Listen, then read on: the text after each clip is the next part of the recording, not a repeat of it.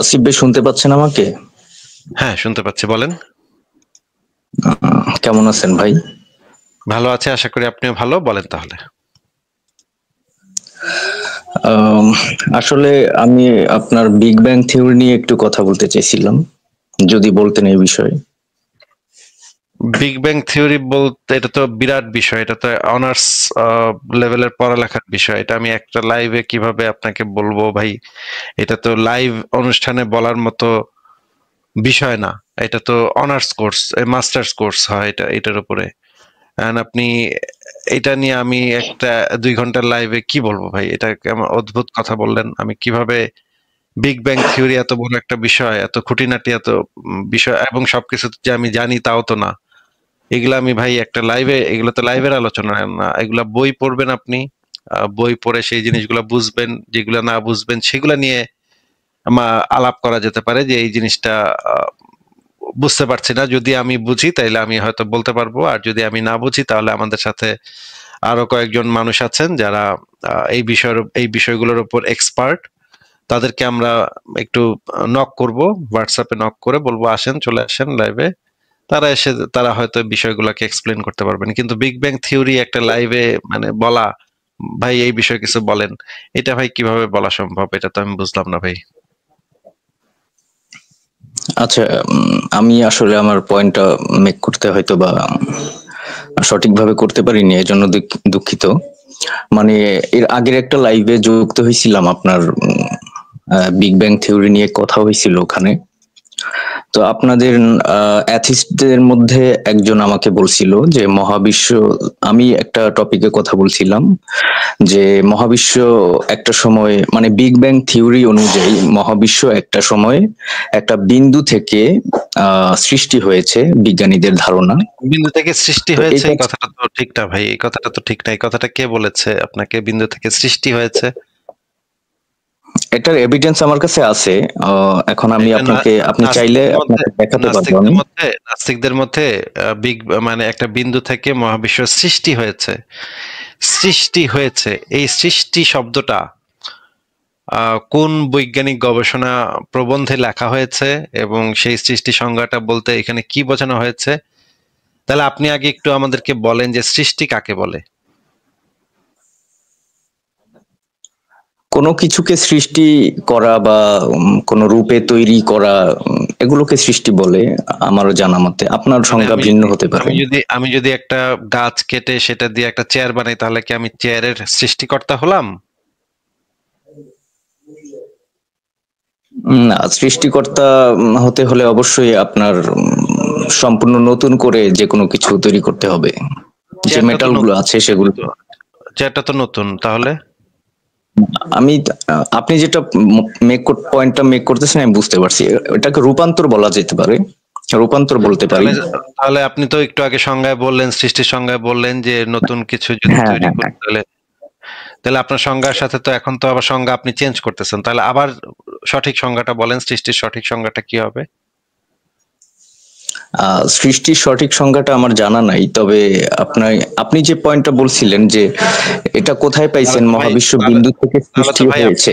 আপনি যদি সৃষ্টি শব্দটার সংজ্ঞাটাই আমাদেরকে না বলতে পারেন, তাহলে মানে কোথা থেকে আপনি এই জিনিসটা জেনেছেন? সেই বইতে সৃষ্টি সংজ্ঞাটা, সৃষ্টি শব্দটাকে কিভাবে ব্যবহার করা হয়েছে, কিভাবে একটা শব্দ তো নানাভাবে ব্যবহৃত হতে পারে, সেই শব্দটাকে কিভাবে তারা ব্যবহার করেছে। আমি তো জানি যে মহাবিশ্বের যে মোট পদার্থ, সেই পদার্থ সেই সময় যেটা ছিল এখনো সেটাই আছে, এবং মোট শক্তি সেই সময় যেটা ছিল এই সময় সেটা আছে। তাহলে নতুন কিছু তো সেখানে সৃষ্টি হইল না, জাস্ট সেই পদার্থগুলা এবং শক্তিগুলার রূপান্তর ঘটছে। রূপান্তরিত, আমরা এই তাহলে তো, মহাবিশ্ব যেটা দেখতেছি সেটা হচ্ছে রূপান্তরিত, একটা ফর্ম থেকে আরেকটা ফর্মে রূপান্তরিত হয়। এবং বিজ্ঞানের যে প্রথম সূত্র যেটা আমরা জানি সেটা হচ্ছে শক্তির কোনো সৃষ্টি নাই, শক্তির কোনো বিনাশ নাই। শক্তির কোনো সৃষ্টি নাই, শক্তির কোনো বিনাশ নাই। এটা কি আপনি পড়েছেন কখনো? হ্যাঁ, হ্যাঁ, এটা পড়েছি। শক্তি হচ্ছে অবিনশ্বর, শক্তির কোনো সৃষ্টি বা বিনাশ হয় না। এটা তো আমরা বিজ্ঞানের একদম পয়লা সূত্র হিসেবে, পয়লা সূত্রগুলোর ভিতরে একটা হিসেবে আমরা পড়ি, তাই না? জি জি যে কোনো বিজ্ঞান বই খুললে, যে কোনো প্রাথমিক স্কুলে স্তরের বিজ্ঞান বই খুললে প্রথম যে জিনিসগুলো শেখানো হয় সেটার প্রথম হচ্ছে শক্তির অবিনশ্বরতা সূত্র। শক্তি অবিনশ্বর, এটার কোনো সৃষ্টি নেই, বিনাশ নেই। এবং আইনস্টাইন যে জিনিসটা প্রুফ করেছেন যে শক্তি থেকে পদার্থ রূপান্তরিত হতে পারে, পদার্থ থেকে আবার শক্তিকে রূপান্তর করা যায়। পদার্থ হচ্ছে শক্তির একটা রূপ। এটা কি আপনি জানেন? হ্যাঁ, এটাও জানি। এই তত্ত্বের উপর ভিত্তি করে অ্যাটম বোম যেটা মানে হিরোশিমা নাগাসাকিতে ফাটানো হয়েছিল, সেই অ্যাটম বোমটা তৈরি হয়েছিল এইটার উপর ভিত্তি করে যে শক্তি এবং পদার্থ একটা আরেকটাতে রূপান্তরিত হতে পারে। সেখানে যে জিনিসটা ঘটানো হয়েছিল সেটা হচ্ছে পদার্থকে আবার শক্তিতে রূপান্তরিত করা হয়েছিল এবং একটা অতি ক্ষুদ্র পদার্থ থেকে একটা ম্যাসিভ অ্যামাউন্ট অফ শক্তি পাওয়া গেছিল। আবার সেই এটা কি আপনি শক্তিগুলাকে আবার, হ্যাঁ বলেন। ইকুয়াল টু এমসি স্কোয়ারের কথা বলছেন? ওইখান থেকেই এই জিনিসটা ওইটার সাথে এটা রিলেটেড, নানাভাবে রিলেটেড, কিন্তু এইটার উপর ভিত্তি করে যে জিনিসটা বের হয়েছে সেটা হচ্ছে যে শক্তি এবং পদার্থ একটা আরেকটাতে রূপান্তরিত হয়। এবং তাহলে আমাদের যে এই মহাবিশ্বটা আমরা দেখতে পাচ্ছি, এই মহাবিশ্বটা হচ্ছে শক্তির একটা রূপ। মানে যে পদার্থগুলো আমরা দেখতে পাচ্ছি, যে বস্তু জগৎ আমরা দেখতে পাচ্ছি, সেই বস্তু জগৎ হচ্ছে শক্তির একটা রূপ। এই বিষয়ে তো আমরা এখন নিশ্চিত, তাই না ভাই? জি জি তাহলে শক্তির তো কোনো বিজ্ঞান সৃষ্টি বা বিনাশ এটাই হয় বলে। না। শক্তির তো কোনো সৃষ্টি বা বিনাশ হয় না। তাহলে যে মূল জিনিসটা, মৌলিক যে জিনিসটা এই মহাবিশ্বে যত কিছু আমরা দেখতেছি, সেই মৌলিক জিনিসটা হচ্ছে শক্তি। এবং শক্তি হচ্ছে একটা অবিনশ্বর জিনিস, যেটার কোনো সৃষ্টি হয় না। তাহলে আপনি যে বলছেন যে মহাবিশ্বের মানে বিন্দু থেকে মহাবিশ্বের সৃষ্টি, এই সৃষ্টি শব্দটা তো এখানে যাচ্ছেই না। কারণ যে মৌলিক যে পদার্থটা, মৌলিক যে জিনিসটা, মৌলিক যেই বিষয়টা এখানে রোল প্লে করে, সেই রোল প্লে করা মৌলিক জিনিসটা হচ্ছে শক্তি। এন্ড শক্তির তো বিনাশ নাই, সৃষ্টিও নাই। তাহলে আপনি কিভাবে বলছেন যে একটা বিন্দু থেকে মহাবিশ্বে সৃষ্টি হয়েছে? হয়তো আপনি কোনো একটা বইতে পড়েছেন এরকম কথা, কিন্তু সেই বইটাতে সৃষ্টি শব্দটাকে কিভাবে ব্যবহার করা হয়েছে, সৃষ্টি শব্দটাকে আমরা অনেক সময় অনেকভাবেই ব্যবহার করি। রূপান্তর জিনিসটাকে আমরা সৃষ্টি ব্যবহার করি। অনেকে গান লেখে, গান লেখার পরে বলে আমি একজন সঙ্গীত স্রষ্টা। কবিতা লিখেছে, কবিতা লিখে বলে স্রষ্টা। একটা ছবি আঁকে, শিল্প স্রষ্টা, এই ছবিটার স্রষ্টা হচ্ছে আমি। কিন্তু সে যখন আমরা সৃষ্টি শব্দটার মৌলিক সংজ্ঞাতে দৃষ্টি দেই, তখন আমরা দেখি যে তারা কেউই আসলে কোনো কিছুর স্রষ্টা না। কারণ সৃষ্টি করতে হইলে মৌলিক যে পদার্থগুলা, মৌলিক যে রূপটা, সেই রূপটাকে বানাইতে হবে। যদি রূপান্তরিত হয় তাহলে তো সে হচ্ছে একজন মেকার, একজন রূপান্তরকারী, একজন তৈরিকারক, একজন মেকার, একজন মানে কারিগর, এটা বলা যায়। কিন্তু স্রষ্টা তো বলা যায় না সেখানে, নাকি? জি জি তাহলে সৃষ্টি এখন আমি শব্দটা একটু তো বলবো। ডিফারেন্ট, সৃষ্টি শব্দটা তো ডিফারেন্ট। তাহলে আপনি এটা কোথায় পেলেন? আপনি আমাদেরকে মহাবিশ্বে এমন কিছু আছে যেটা সৃষ্টি হয়েছে, এরকম কোনো কিছু উদাহরণ দেখাতে পারবেন? না, এই মুহূর্তে আমি উদাহরণটা দেখাতে পারবো না, কিন্তু আমি পড়ালেখা করছি, আমার যে বই পুস্তক সেখানে আমি এই লেখাটা স্পষ্ট পেয়েছি যে মহাবিশ্বের সৃষ্টি কিভাবে হয়েছে, একটা বিন্দু থেকে মহাবিশ্ব প্রসারিত হতে হতে সৃষ্টি হয়েছে, এই কথাগুলো অহরহ জায়গায় লেখা আছে বিজ্ঞানের বিভিন্ন শাখা প্রশাখায়। এখন আপনারা যদি বলেন যে সৃষ্টিটা কোথায় পাইলেন আপনি, তাহলে এটা তো একটা চিন্তার বিষয় যে তাহলে এই যে বই পুস্তকগুলো আমরা এই যে পড়লাম শিক্ষাক্রম। আপনাকে আমি বলেই দিলাম ভাই, মানুষ নানাভাবে একটা শব্দকে নানাভাবে ব্যবহার করে। যেমন ধরেন, আপনাকে আমি বিশ্বাস করে 100 টাকা দিলাম। এখানে আসলে অ্যাপ্রোপ্রিয়েট শব্দটা হচ্ছে আপনাকে, আপনার প্রতি আস্থা রেখে আমি আপনাকে 100 টাকা দিছি। এটা আসলে বিশ্বাস শব্দটা এখানে অ্যাপ্রোপ্রিয়েট ওয়ার্ড না। এখানে অ্যাপ্রোপ্রিয়েট ওয়ার্ড হচ্ছে আস্থা। আপনার উপরে আস্থা রেখে, আপনার সাথে হয়তো আমার একটা ভালো ঘনিষ্ঠতা আছে, আপনার সাথে আমি টঙের দোকানে গিয়ে মাঝে মাঝে চা বিড়ি খাই, এই জন্য আপনার চিনি, আপনার চরিত্র জানি, আপনার প্রতি আমার একটা আস্থা তৈরি হয়েছে। আমি জানি যে আপনি 100 টাকা আবার ফেরত দিয়ে দিবেন, আমার ধার নিলে আবার ফেরত দিবেন পরে। আপনার প্রতি আমার একটা আস্থা আছে। সেই আস্থার কারণে, আস্থাটা আসে পূর্ব অভিজ্ঞতা থেকে। পূর্ব অভিজ্ঞতার মাধ্যমে আমরা জানি যে এই ব্যক্তিটা ভালো বা এই ব্যক্তিটা মন্দ, তখন আমরা অনেক সময় ব্যবহার করি, আমরা বলি যে এই যে মিলন ভাইরে আমি বিশ্বাস করি, ভাই মিলন ভাই ভালো লোক, বিশ্বাস করি আমি। কিন্তু এখানে বিশ্বাস শব্দটা অ্যাপ্রোপ্রিয়েট ওয়ার্ড না, অ্যাপ্রোপ্রিয়েট ওয়ার্ড হচ্ছে আস্থা। কিন্তু অনেক সময় আমরা আমাদের আটপৌরে কথাবার্তা বলার সময় সহজ যে শব্দটা আসে মাথায়, সেই শব্দটা আমরা ব্যবহার করে দিই। কিন্তু আমরা যখন একাডেমিক আলোচনাগুলা করি, একাডেমিক যখন রিসার্চ পেপার গুলা লেখা হয়, তখন যেই চেষ্টাটা করা হয়, অনেক সময় বইপত্রে লেখা হয়, অনেক সময় সাধারণ মানুষের বোধগম্য করার জন্য অনেক সময় সহজ শব্দগুলাকে ব্যবহার করা হয়, যেন পাঠকরা সেই জিনিসগুলো সহজে ধরতে পারে, সহজে বুঝতে পারে। কিন্তু যখন একাডেমিক পেপার লেখা হয়, রিসার্চ পেপার লেখা হয়, যখন এই বিষয়ের উপর গবেষণাগুলা করা হয়, তখন এই ওয়ার্ডগুলার উপরে খুবই ফোকাস রাখা হয়, যেন অ্যাপ্রোপ্রিয়েট ওয়ার্ডটা তারা ব্যবহার করে। কারণ অ্যাপ্রোপ্রিয়েট ওয়ার্ড ব্যবহার না করলে নানা ধরনের অর্থ তৈরি হতে পারে। এই কারণে আমরা অনেক সময় বলি যে যা বিজ্ঞান বইগুলাতে সঠিক শব্দটা ব্যবহার করা উচিত। অনেক সময় আমরা এমন এমন শব্দ ব্যবহার করি যে শব্দগুলা আসলে অ্যাপ্রোপ্রিয়েট ওয়ার্ড না, সেটাকে ডিফাইন করার জন্য। এইটার ভেতরে আবার বাংলা ভাষার কিছু দুর্বলতাও আছে। অনেক ইংরেজি শব্দ আছে যেটার কোনো সঠিক বাংলা নাই, সঠিক বাংলাই করতে পারেনি এখন পর্যন্ত, বাংলা শব্দই তৈরি হয়নি এখন পর্যন্ত।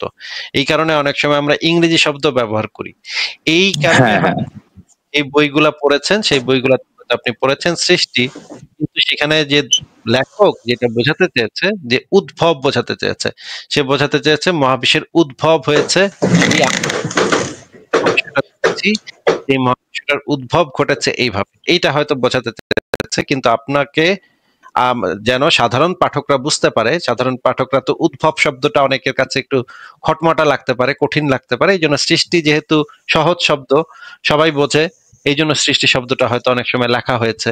কিন্তু আপনি তো সেটাকে আপনার বুঝে নিতে হবে, আপনার জ্ঞান বুদ্ধি দিয়ে আপনার বুঝে নিতে হবে যে এখানে আসলে সেই মানে যিনি বইটা লিখেছেন তিনি আসলে বুঝিয়েছেন তা কি, সেটা তো আপনার বুঝে নিতে হবে ভাই।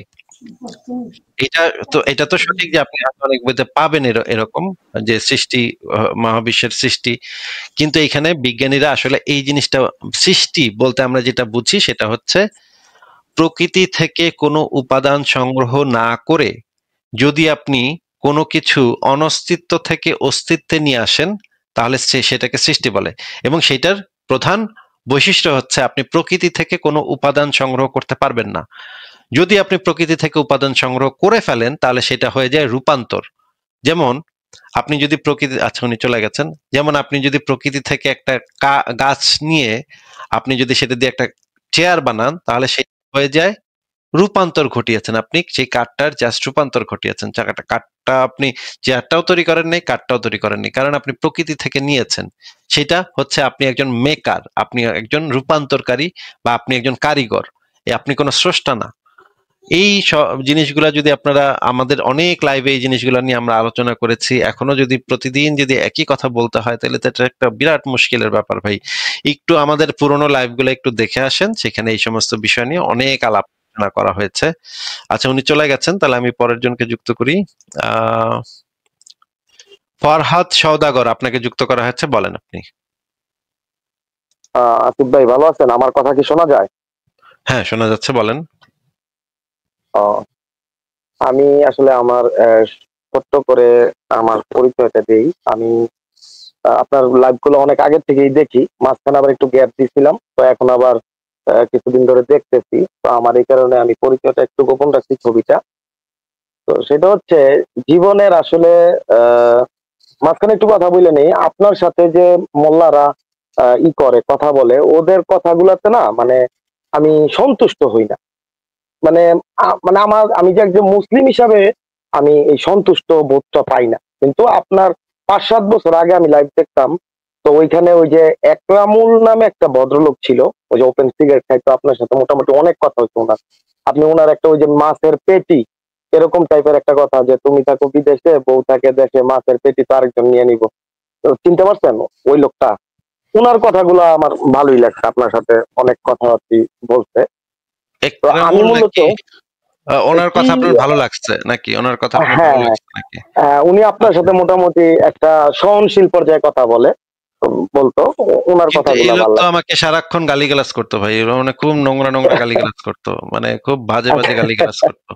আচ্ছা আপনাকে আমি একটু দেখাই যে এই লোকের কথা আপনি বলতেছেন কিনা, আপনি একটু দেখে আমাদেরকে বলেন যে এই লোকটাই সেই লোকটা কিনা, যে এই লোকটা আপনি যেটা ওনার বুঝাচ্ছেন।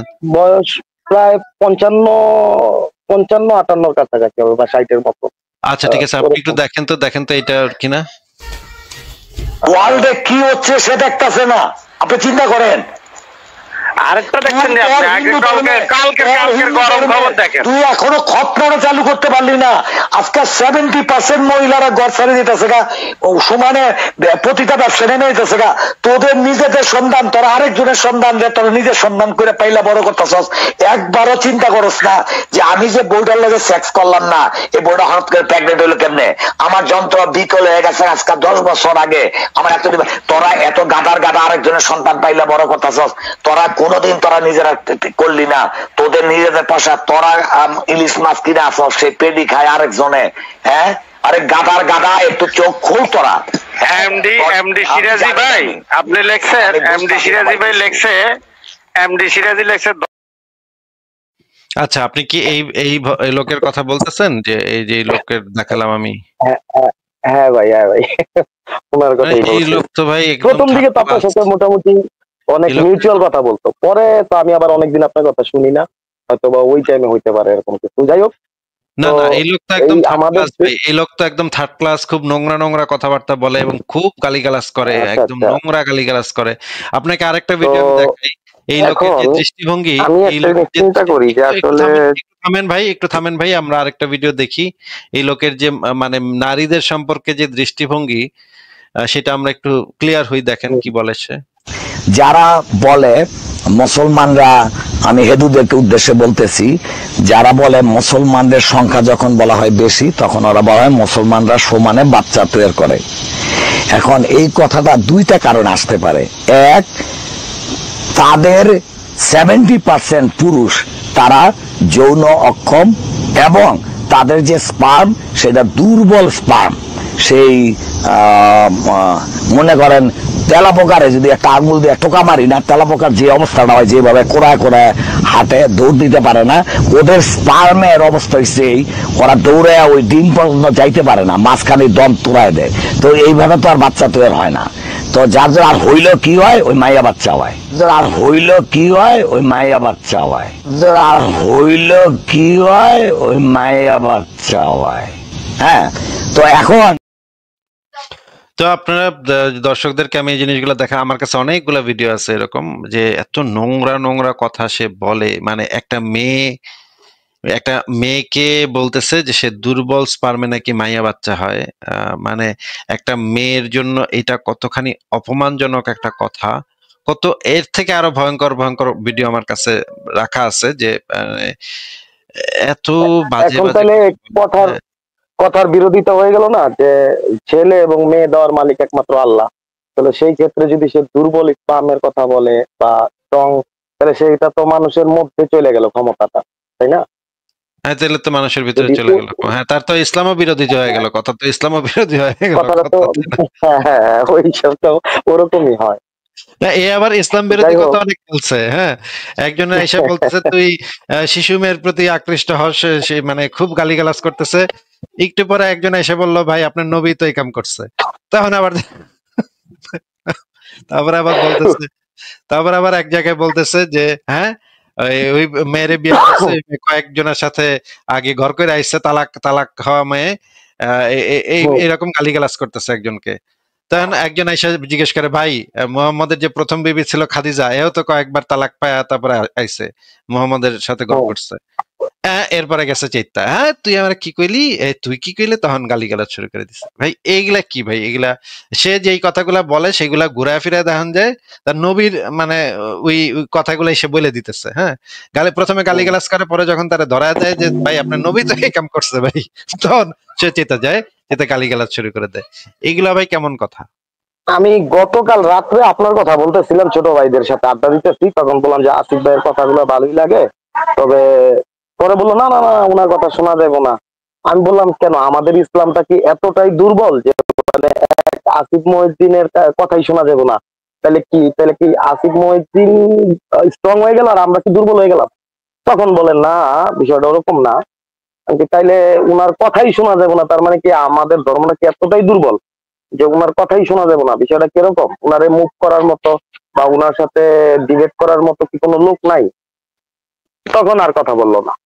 তো যেটা হোক, আমি যেটা বলতে চাই ভাই, না, একটা জিনিস সম্পর্কে নিরপেক্ষ একটা আহ, আহ, আলোচনা করতে হইলে তো দুই পক্ষের কথাই শুনতে হবে, তাই না? আমরা তো সবসময় বলি আপনারা কোরআন হাদিস ভালো করে পড়েন, মাতৃভাষাতে পড়েন, আপনারা হুজুরদের ওয়াজও শুনেন, মুমিনদের লাইভও শুনেন, আপনারা মুমিনদের লেখাও পড়েন আপনারা।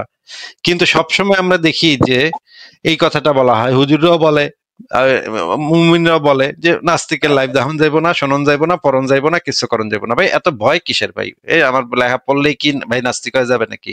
তোমার ধর্ম যদি এতই দুর্বল হয়ে থাকে, এতই তোমাদের মেরুদণ্ড যদি এতই দুর্বল হয়ে থাকে, তাহলে তোমরা মানে যুক্তি দিয়ে ফাইট করবা কেমনে?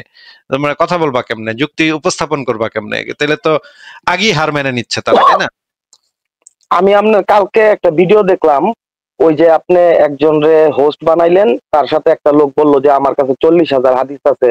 ও দেখতেছি কথা বলতেছে, একটু পর ইয়াস ইয়াস এরকম করতেছে। আপনি বলতেছেন যে মাঝখানে কথা বললেন না। ওই লোকটা কি জানি লোকটা কি, আপনি ওই ওই লাইভে গিয়েছিলেন আপনি। তো উনি বারবার বলতেছে আমি 40,000 হাদিস নিয়ে বসে রয়েছি, আমি এইটা নিয়ে বসে রয়েছি, এটা নিয়ে মানে মানে আপনার কথাটা যে সে মনোযোগ দিয়ে শুনবে, তারপরে সে আপনাকে গঠনমূলক ভাবে আপনার সাথে সে কথাটা আগায় নিবে, সেটা না। হ্যাঁ হ্যাঁ জানি জানি, আপনি বলেন এরকম বলতেছে আপনারে। আপনি বলেন আমাদের এগুলো মুখস্থ। তারপর কি বললাম আরবি বুঝি, তখন আপনি বললেন যে আপনি আরবি বুঝেন, আপনি তাহলে বাংলা বুঝেন না, তাহলে আমাদের দর্শকরা কিভাবে বুঝবে?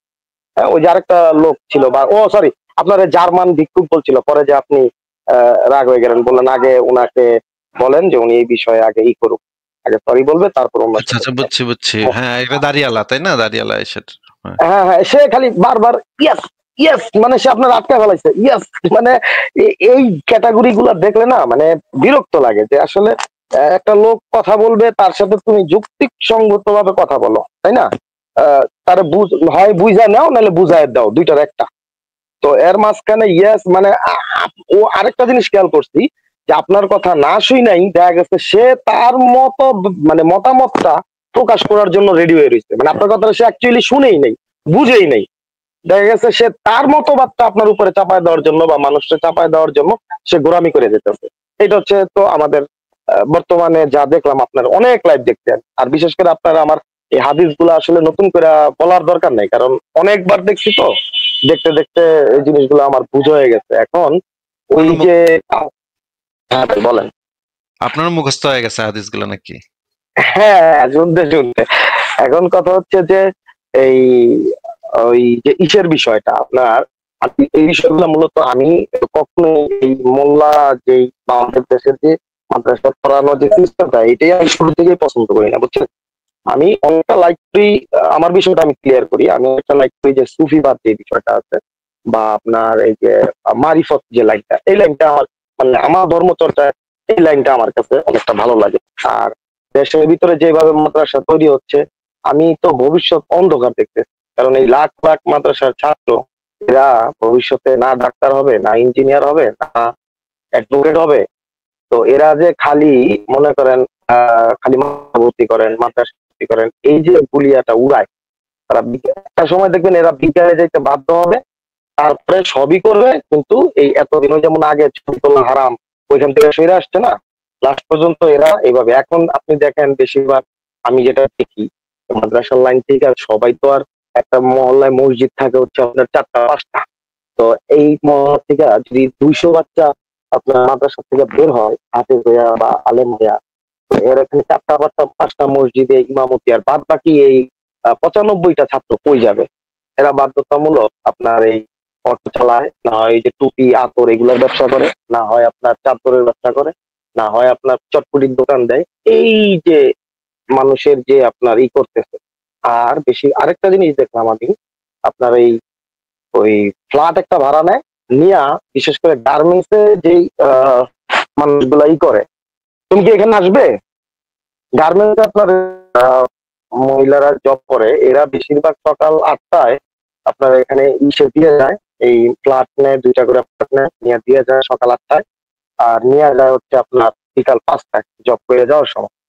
তো তখন আপনার এই ক্যাটাগরির লোকগুলা হচ্ছে এখন বর্তমান সিচুয়েশন আমি বেশি দেখি। আচ্ছা, আপনার কি স্পেসিফিক ভাই কোনো প্রশ্ন আছে যে আপনি আচ্ছা যেটা বলতে চান স্পেসিফিক, বা আপনি স্পেসিফিক প্রশ্ন বলতে আমি ওই যে আপনার যে ইগুলা শুনছি ভিডিওগুলা, এর মধ্যে ওই ইসের বিষয়টা আমি আলাপ করছিলাম, যে আমাদের আয়সার বিষয়টা। তো আমাকে উত্তর দিল যে যদি আমি এইভাবে বলি যে এই বিষয়টা স্পেশাল কেস ছিল, এটা তো সবার জন্য প্রযোজ্য না। এটা স্পেশাল কেস ছিল, এটা কোথায় বলা আছে যদি একটু আমাদেরকে দেখাইতেন যে এটা এই না, জায়গাটাতে উনি লেখা উনি আছে। আমি যার সাথে আলোচনা করছি উনি আমাকে বুঝাইছে এইভাবে যে এটা তো সবার জন্য প্রযোজ্য না। হ্যাঁ, ভাই আরেকটা কথা বলতে, ভাই সৌদি আরবের সরকারি ফতোয়া দেয়া আছে, সৌদি সরকার মানে গভর্নমেন্ট থেকে। এই যে দেখেন আমি স্ক্রিনে দিছি, kingdom of Saudi Arabia, Saudi আরবের সরাসরি একদম সরকারি ফতোয়া, মানে সৌদি গভর্নমেন্ট দ্বারা প্রদত্ত ফতোয়া। ফতোয়া কমিটিতে কারা কারা আছে দেখেন, সালে আল ফাউজান, আব্দুল আজিজ। এই আব্দুল আজিজ হচ্ছে বর্তমান মুফতি, গ্র্যান্ড মুফতি, সৌদি আরবের গ্র্যান্ড মুফতি। যে দ্বিতীয় যে ডেপুটি চেয়ারম্যানের নাম দেখতেছেন আব্দুল আজিজ, ইনি হচ্ছেন বর্তমানের গ্র্যান্ড মুফতি। তারপরে চেয়ারম্যান, তখন সেই সময় চেয়ারম্যান ছিল বিন বাজ। এই যে দেখেন ডাইন দিকে যে চেয়ারম্যানের নাম লেখা, আব্দুল আজিজ ইবনে আব্দুল্লাহ ইবনে বাজ। এই ব্যক্তি হচ্ছে বিন বাজ। মানে সারা পৃথিবীতে যত আলেম আছে সব রিলে যদি আপনি মানে চিপ্পা রস বের করেন, সব রিলে একত্র করে যদি চিপ্পা রস বের করেন, তাইলেও মনে করেন বিন বাজের ডাইন আঙ্গুলের সমান হইব না।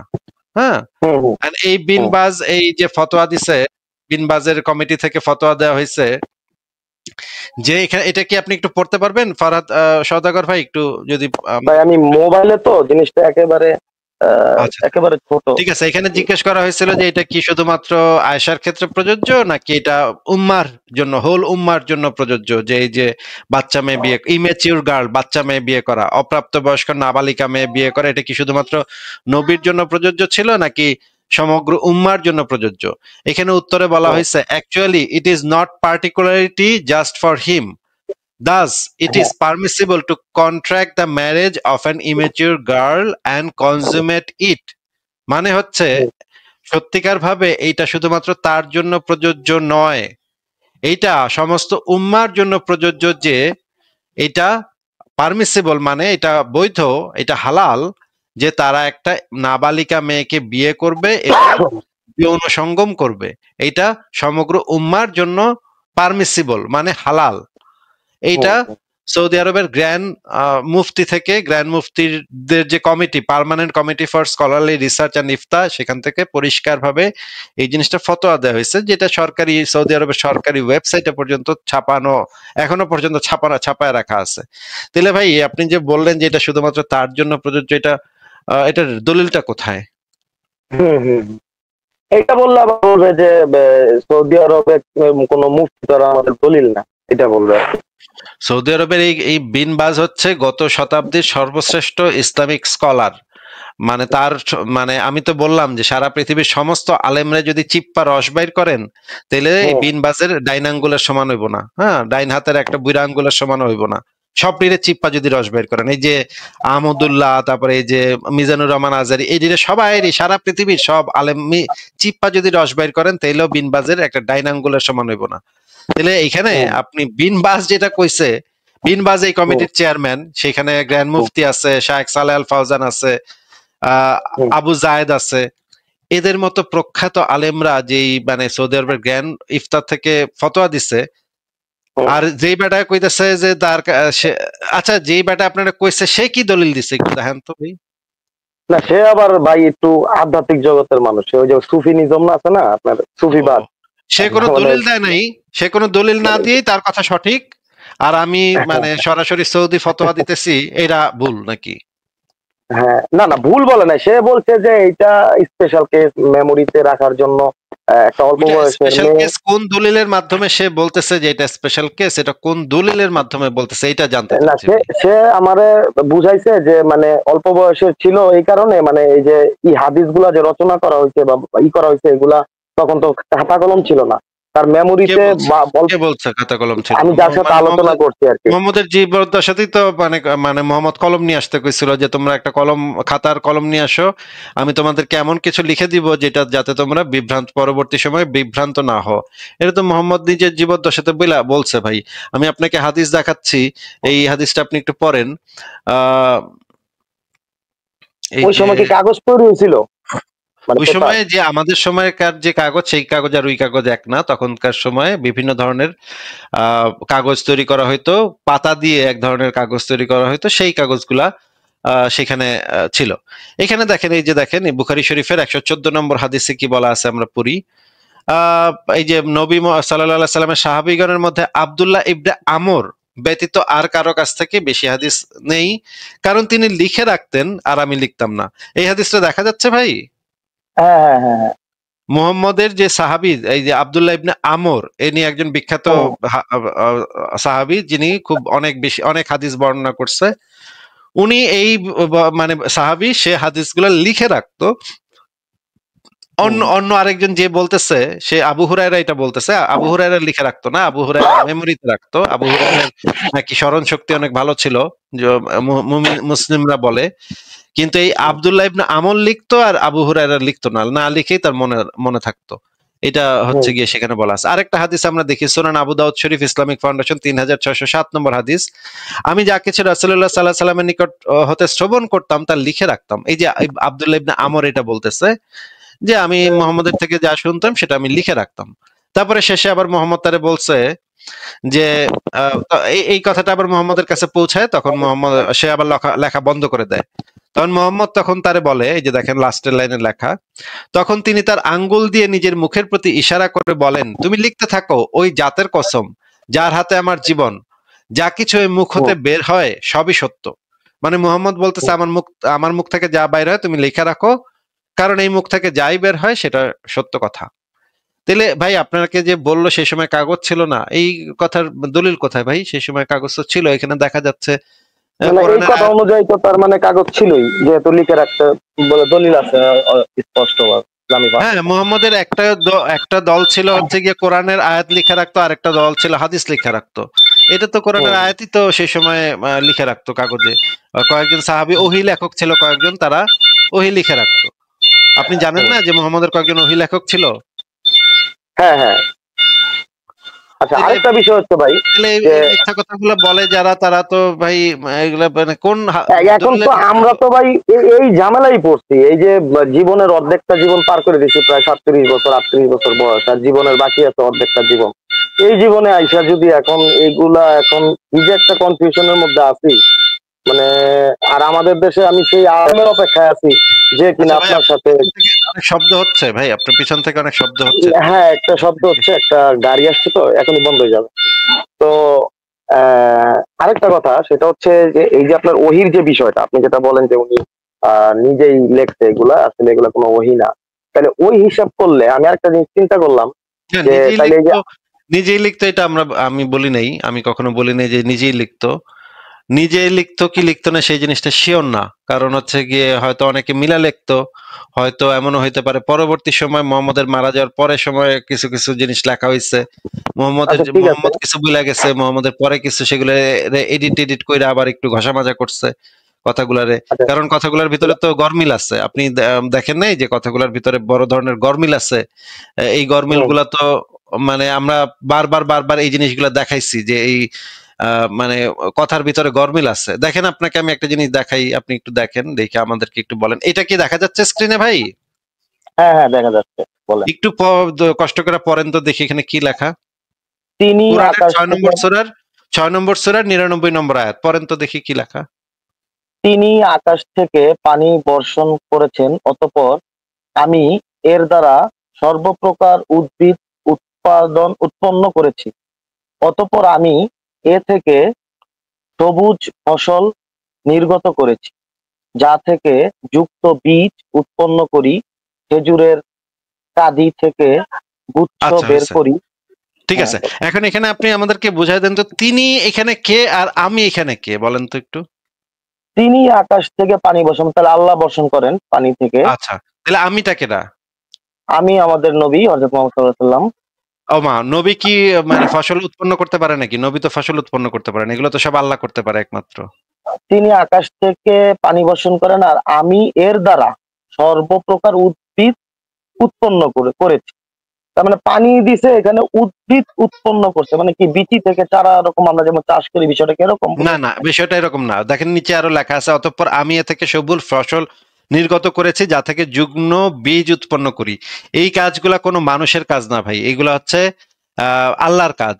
এই যে সর্বপ্রকার উদ্ভিদ উৎপন্ন করা, তা থেকে সবুজ ফসল নির্গত করা, যুগ্ম বীজ উৎপন্ন করা, এগুলা কোনো মানুষের কাজ না, এগুলা হচ্ছে আল্লাহর কাজ। ঠিক আছে? এখানে তিনিটাকে আর আমিটাকে, এটা একটু বুঝান তো। তিনি তো আমাদের সৃষ্টিকর্তা, আর আমি হচ্ছে আমাদের নবী। নবী তো এটা করতে পারে না, এটা তো আমিটা তো এখানে আল্লাহ হবে ভাই। আপনি কি বলতে চাচ্ছেন যে এটা তাহলে স্পেলিং এ ভুল আছে? মানে এখানে আবার তিনি কোরআনের ভিতরে ভুল আছে তো। এই যে এখানে তো হওয়ার কথা, তিনি আকাশ থেকে পানি বর্ষণ করেছেন, অতঃপর তিনি এর দ্বারা সর্বপ্রকার উদ্ভিদ উৎপন্ন করেছেন, অতঃপর তিনি তা থেকে সবুজ ফসল নির্গত করেছেন যা থেকে যুগ্ম বীজ উৎপন্ন করেছেন, এইভাবে বলার কথা। কিন্তু তিনি তো মানে আল্লাহ এখানে তো কোরআনের ভিতরে লিখছে তিনি আকাশ থেকে পানি বর্ষণ করেছেন, অতঃপর আমি এর দ্বারা সর্বপ্রকার উদ্ভিদ উৎপন্ন করেছি। এখানে তো একবার লিখছে তিনি, একবার লিখছে আমি, এটা তো গ্রামাটিক্যাল মিস্টেক। এখন মিস্টেকও তো বলা যাবে না, যদি কোরআন শরীফের একটা আয়াত যদি কেউ বলে ভুল আছে তাহলে তো ঈমান থাকবে, সমস্যা তো আবার ওই জায়গায়। ঈমান থাকলো কি থাকলো না সেটা তো এখানে বিবেচ্য বিষয় না ভাই। বিবেচ্য বিষয় হচ্ছে এটা গ্রামাটিক্যাল মিস্টেক, এটা তো দেখাই যাচ্ছে, যে কোনো পাগলেও বুঝবে যে এখানে গ্রামাটিক্যাল মিস্টেক হচ্ছে। এখন বীজটা যদি না থাকতো তাহলে বিষয়টা একটু অন্যরকম। এখানে আবার আমি এর দ্বারা সর্বপ্রকার উদ্ভিদ উৎপাদন করি, এই পর্যন্ত ঠিক আছে।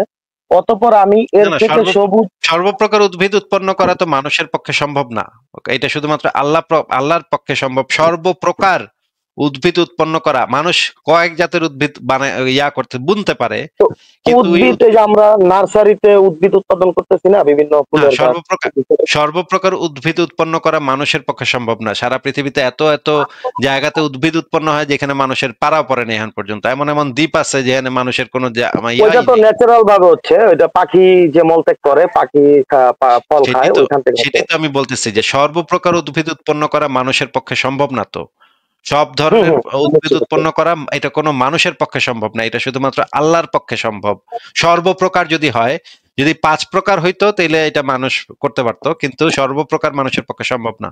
এখন যদি বলা হয় যে সর্বপ্রকার বলতে এখানে মানুষের লোকালয়ের সর্বপ্রকার বোঝানো হয়েছে, পাহাড় বা জঙ্গল একটা লোক এখানে তো লেখা নাই তো লোকালয়, তাহলে আপনি এটা নিজের মানে তৈরি করা শব্দ এটার ভিতরে কেমনে ঢুকাইবেন? তাহলে তো আপনার একটা শব্দ এখানে ঢুকাইতে হবে। এখানে বিষয়টা যদি এরকম হয় যে আপনি বুঝে নিতেছেন যে সর্বপ্রকার বলতে পাহাড়েরটাও বুঝাইছে, আর আমাদের মতো লোক এখানে তো বোঝা যাচ্ছে আমি সর্বপ্রকার উদ্ভিদ উৎপন্ন করেছি, অতঃপর আমি তা থেকে সবুজ ফসল নির্গত করেছি। সবুজ ফসল তো কেউ নির্গত করতে পারে না এখান থেকে, মানুষের পক্ষে সম্ভব না, এটা শুধুমাত্র আল্লাহর পক্ষে সম্ভব। এখন তাহলে প্রশ্ন আছে যে ওই সর্বপ্রকার উদ্ভিদ বলতে তখন তো বাংলাদেশও ছিল, তাই না?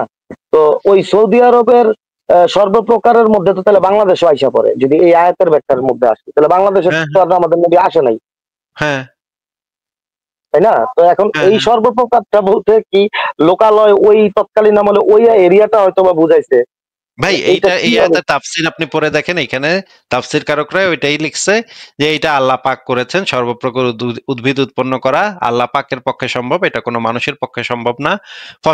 সবুজ ফসল উৎপাদন করা, এগুলা তো ভাই ইসলামের মৌলিক আকীদা যে এইগুলা আল্লাহ পাকের কাজ। ফসল উৎপাদন করা, সবুজ ফসল নির্গত করা, এগুলা মানে আকীদাগত ভাবে আল্লাহ পাকের কাজ, এগুলা কোনো মানুষের পক্ষে সম্ভব না এগুলা করা।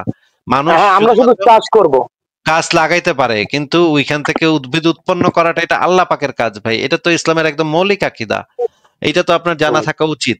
এখন এইখানে যে আমিটা বলা হয়েছে, তাহলে আমিটা কেডা সেটা তো বলতে হবে না। আমি বলতে এখানে আমাদের নবী, এখন নবীর কাছে তো আমাদের আল্লাহ তাআলা স্পেশাল পাওয়ার দিয়ে দিচ্ছে, সেই ক্ষেত্রে আমাদের সাথে আবার আমাদের নবীর নবী, তাহলে আপনি বলতে চাচ্ছেন নবী সর্বপ্রকার উদ্ভিদ উৎপন্ন করে, অতঃপর নবী তা থেকে ফসল উৎপন্ন নির্গত করে, তা থেকে যুগ্ম বীজ উৎপন্ন করে নবী। এটা আপনি বলতে হ্যাঁ, চাচ্ছেন, এই আয়াতে এটা বোঝানো হয়েছে। হয়তো আল্লাহ তাআলা তার ওই স্পেশাল পাওয়ারটা দিছে, অন্য কাউরে দেয়নি। ভাই আপনি তো বিষয়টা এরকম হইতে পারে ভাই, না। আপনি তো শিরক করে বানাইলেন ভাই, আপনি তো শিরক করে বানাইলেন। কেন ভাই, আল্লাহ কি আমাদের নবীরে সেই পাওয়ারটা দিতে পারে না? না ভাই, আল্লাহ এটা সম্পূর্ণ শিরক করলেন আপনি। আল্লাহর সমকক্ষ কাউরে নির্ধারণ করলেন, নবীরে পাওয়ার দিলেন, যেই পাওয়ার একমাত্র আল্লাহ পাকের, সেই পাওয়ার আপনি নবীরে দিয়ে দিলেন। আপনি তো শিরক করে বানাইছেন, আপনি অলরেডি জাহান্নামে জায়গা বানায় নিয়েছেন। না, আল্লাহর পাশে সিটে তো বসবে আমাদের নবী, তাই না? এই পাওয়ারটা তো অন্য কারো নাই, সেই ক্ষেত্রে আল্লাহর পরেই তো আমাদের নবী। বিষয়টা ওরকম হচ্ছে না। ওই আপনার আল্লাহ পাইলে এখন যে কি করতো ভাই, আপনার পাইলে আল্লাহ এখন যে কি করতো, একবারে মানে জাহান্নামে নিয়ে একবারে ফ্রাই করতো। এই যে দেখেন, আরেকটা পড়েন, এইটা পড়েন, এইটা একটু পড়েন তো ভাই, আমরা একটু শুনি এখানে কি লেখা। আচ্ছা, আর ইতিপূর্বে নূহের কওমকে আমি ধ্বংস করে দিয়েছিলাম, নিশ্চয়ই তারা ছিল, এখানে একটা অ্যাড আসছে ফাসিক কম। হ্যাঁ, তারপরে 47, আর আমি হাতসমূহ দ্বারা আকাশ নির্মাণ করেছি এবং নিশ্চয়ই আমি শক্তিশালী। এটা কার কথা ভাই? এটা কে কইতাছে? বক্তাটা কেডা? আমি ইতিপূর্বে নূহের কওমে আমি ধ্বংস করে, আমি বলতে আমাদের আল্লাহ তাআলা বোঝানো হয়েছে। আচ্ছা, এইখানে বক্তাটা হইতেছে আল্লাহ পাক নাকি? হুম। আচ্ছা, মনে রাখেন কিন্তু। হ্যাঁ, এবার পড়েন। আচ্ছা, তো নিশ্চয় আমি শক্তিশালী। আর 48 নম্বর হচ্ছে, আর আমি জমিনকে বিছিয়ে দিয়েছি, আমি কতই না সুন্দর বিছানা প্রস্তুতকারী, আর প্রত্যেক বস্তু থেকে আমি জোড়ায় জোড়ায় সৃষ্টি করেছি, আশা করা যায় তোমরা উপদেশ গ্রহণ করবে। অতএব তোমরা আল্লাহর দিকে ধাবিত হও, আমি তার পক্ষ থেকে তোমাদের জন্য এক স্পষ্ট সতর্ককারী। ওয়েট, এখানে আমি কেডা ভাই? আমি কেডা এখানে? আমি তো টোটালটাই আল্লাহ তাআলা এখানে। মানে আল্লাহ পাক কি একটা সতর্ককারী? হ্যাঁ, সতর্ককারী। আল্লাহ পাক সতর্ককারী নাকি নবী সতর্ককারী? কেন, আল্লাহ পাক কি সতর্ক করতে পারে না মানুষকে? ওয়ার্নিং দিতে পারে না, এই কাজটা করবা না, ওই কাজটা করবা? এখানে তো এটা তো ভাই আমি কিন্তু ভাই অত বড় কিন্তু ভাই ডিগ্রিধারী কেউ না। হ্যাঁ ভাই, ভুল হইলে একটু ধরাই দিয়েন। ভাই, সতর্ককারী তো হচ্ছে নবী রাসূলরা হইতেছে মানুষের জন্য সতর্ককারী। আল্লাহ তো সতর্ককারী না, আল্লাহ তো মানে বিধানদাতা। আল্লাহ তো ভাই, আপনি তো ইসলামের মৌলিক আকীদা মানে হেরফের করে ফেলাইতেছেন। এইখানে এই যে সতর্ককারী, এটা তো নবীর কথা। এখানে আমিটা হইতেছে নবী, তাই না? তাহলে আগের লাইনে কইতাছিল আল্লাহ যে আমি এইটা সেটা, আমি হ্যান, আমি তেন, আবার পাঠ করে এখানে 50 নম্বর আয়াতে হয়ে গেল আবার নবী কইতাছে নাকি? না, 50 নম্বর আয়াতে তো আমি আল্লাহই থাকবে এখানে। এখন মূল বিষয়টা হচ্ছে সতর্ককারী। হ্যাঁ, তো আল্লাহ সতর্ককারী। তাহলে যখন আদম হাওয়াকে ওই ফল খাইতে না করছে, হ্যাঁ, ওই যে, তাহলে তো ওই ক্ষেত্রেও তো সতর্ককারী ছিল, ওই যে গন্ধব ফল যেটা। ভাই, আল্লাহ কি সতর্ককারী হইতে পারে না? নবীকে আল্লাহ পাক একজন সতর্ককারী হিসেবে প্রেরণ করেছেন, মানুষের জন্য সতর্ককারী হিসেবে। এটা তাই ইসলামের মৌলিক। আপনি এই জিনিস জানেন না, এটা কেমন কথা ভাই? না ভাই, আসিফ ভাই, তাহলে ওই যে আদম যে গন্ধব ফল খাইছিল মা হাওয়া, সেই ক্ষেত্রে ওইখানে সতর্কটা কে করছিল যে এটা খাওয়া যাবে? কিন্তু নবী রাসূলরা হচ্ছে মানুষের জন্য সতর্ককারী, তোমাদের জন্য। এই যে দেখেন, তোমাদের জন্য এক স্পষ্ট সতর্ককারী। নবী হচ্ছে ইসলামের মৌলিক আকীদাই হচ্ছে নবীরা আসছে। ওই যে আবু জেহেল, আবু লাহাবেরা যখন নবীর বিরোধিতা করতেছিল, নবী তখন তাদেরকে বলছিল যে আমি তোমাদের জন্য এক স্পষ্ট সতর্ককারী, তোমরা সতর্ক হও, নাইলে কিয়ামত আসতেছে, কিয়ামত আইসা তোমাদের এটা হবে।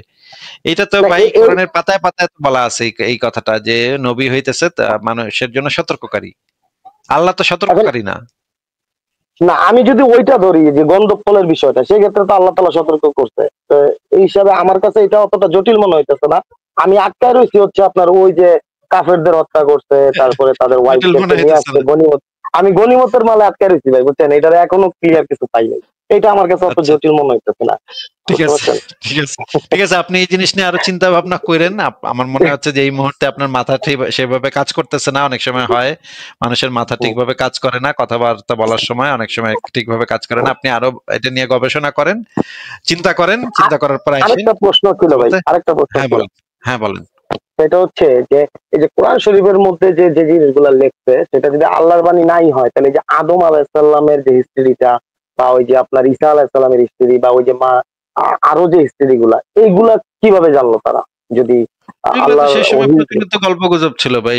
সেই সময় ব্যাবিলনিয়ান সভ্যতাতে এই সমস্ত গল্পগুজব ছিল। সেই গল্পগুজব গুলা বিভিন্ন মানুষ যখন ট্রাভেল করছে, ব্যবসা বাণিজ্য করছে, তখন এক এলাকা থেকে আরেক এলাকায় মানুষের ভিতরে তো এটা একটা স্বভাব যে এক একজন মানুষ যখন ট্রাভেল করে অন্য জায়গায় যায়, নিজের এলাকার গল্পগুলা অন্য এলাকায় নিয়ে যায়, নিজের এলাকার গান বাজনা অন্য এলাকায় নিয়ে যায়, নিজের এলাকার একটা সাংস্কৃতিক চিহ্ন সেটা অন্য এলাকায় নিয়ে যায়।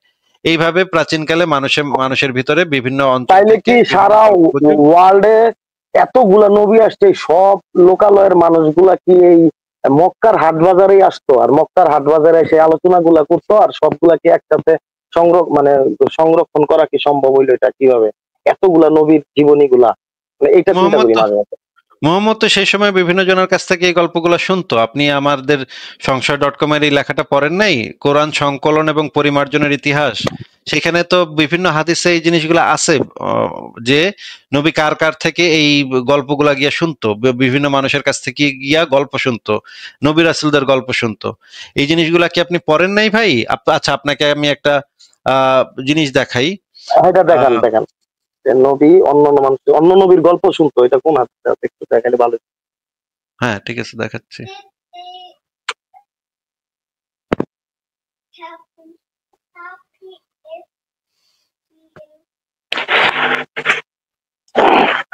আচ্ছা, এই হাদিসটা একটু পড়েন তো ভাই।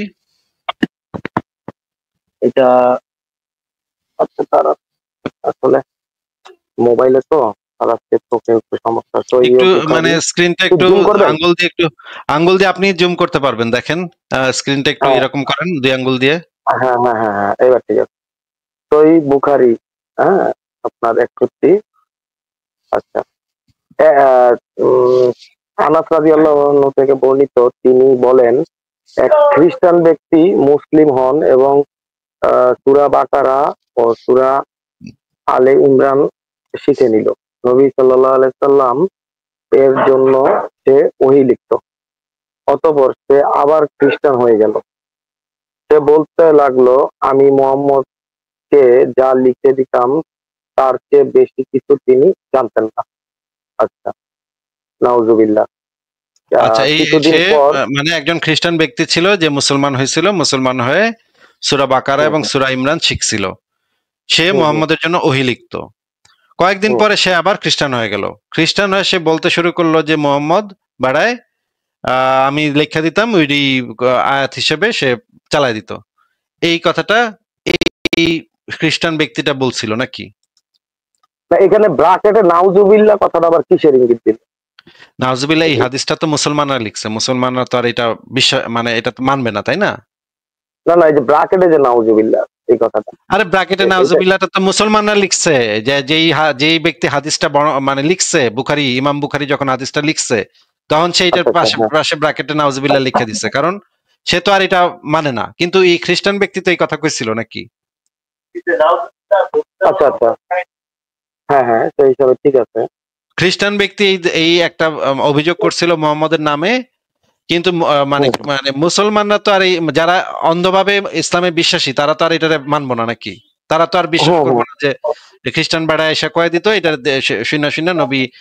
ইমাম বুখারী লাইনটা বাদ দিয়ে দিলেও পারতো না, ইমাম বুখারীর তো এই এখতিয়ার নাই যে কোনো হাদিস থেকে কোনো কিছু বাদ দিয়ে দিবে। এটা তো ইমাম বুখারীর এখতিয়ার নাই। ইমাম বুখারী যেটা শুনছে সেটা সে হাদিস হিসেবে লিপিবদ্ধ করছে। আচ্ছা, আমরা আরেকটা জিনিস পড়ি, এই জিনিসটা একটু আমাদেরকে পড়ে শোনান। এই যে দেখেন, এটা হচ্ছে সুনান আবু দাউদ শরীফের 2674 নম্বর হাদিস। এখানে দেখেন, আচ্ছা দাঁড়ান, আগে এই জিনিসটা পড়ে নেই। এখানে ঘটনাটা কি করছে সেটা আগে পড়ে নেই।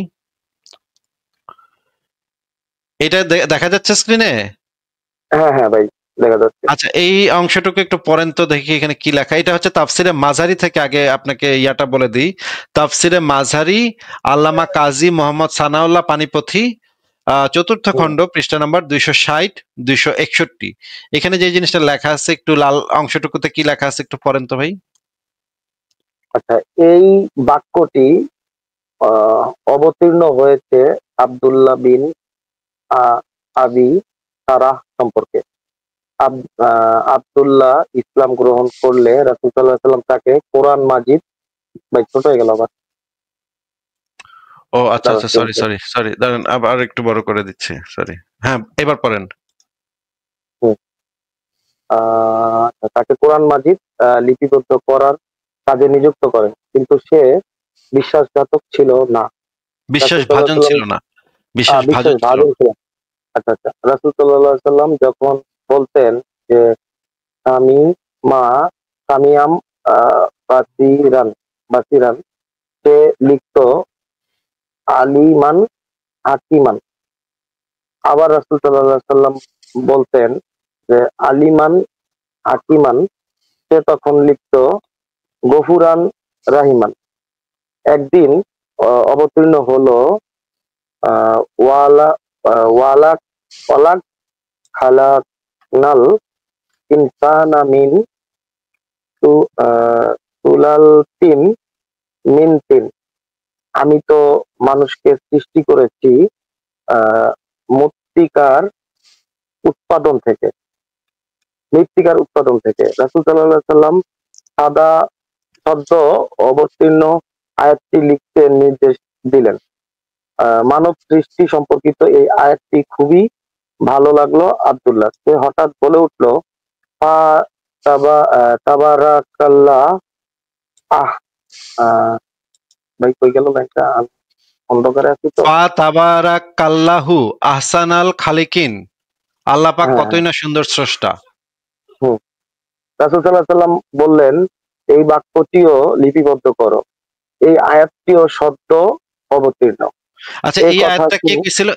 এই যে লা ফা তাবারাকাল্লাহু আহসানাল খালিকিন, এই কথাটা, এই আয়াতটা কে কইছিল? এই কথাটা তো আগে তো ওই আব্দুল্লাহ মানে আব্দুল্লাহ বিন আবি সারা এই ব্যক্তি বলছিল মুখ দিয়ে, তাই না? হুম হুম এই কথাটা তার মুখ থেকে বেরিলো, মানে স্বতঃস্ফূর্ত ভাবে সেই কথাটা বইলা দিল। মোহাম্মদ তখন তারে কইলো এই কথাটাও আয়াত হিসেবে লিপিবদ্ধ করতে নাকি? হ্যাঁ হ্যাঁ।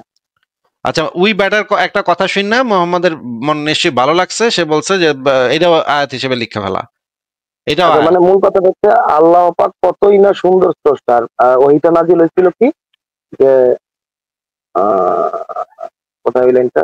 না, এটার আগের ওইটা পরে আসবে, ওই আয়াতটা পরে আসবে, আপনি এটা আগে পড়া শেষ করেন। যে এই যে আচ্ছা আচ্ছা। আয়াতগুলা, যে একটার পর একটা আয়াত, এই মোহাম্মদ একটা আয়াত কইলো, সেই আয়াতটার পরে ওই বাটায় বলে উঠলো যে আল্লাহ পাক কতই না সুন্দর স্রষ্টা। রাসূল তখন হুম হুম। বললো যে ওইটাও, যে ওই বাটায় যেই লাইনটা, শেষের লাইনটা কইলো, সেটাও আয়াত হিসেবে লিপিবদ্ধ করতে। এইবার পড়েন, এরপরে কি লেখা আছে সেটা পড়েন।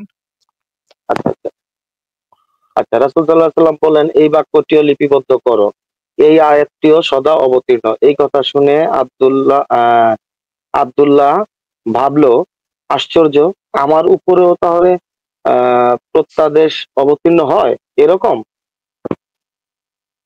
এরকম চিন্তার ফলে সে হয়ে গেল ধর্মত্যাগী, মিশে গেল মুশরিকদের দলে। মানে এই ব্যাটার মনে সন্দেহ হইলো যে নবী নিশ্চিত এলে আসলে নবী না, এরা বানায় বানায় আয়াত কয়।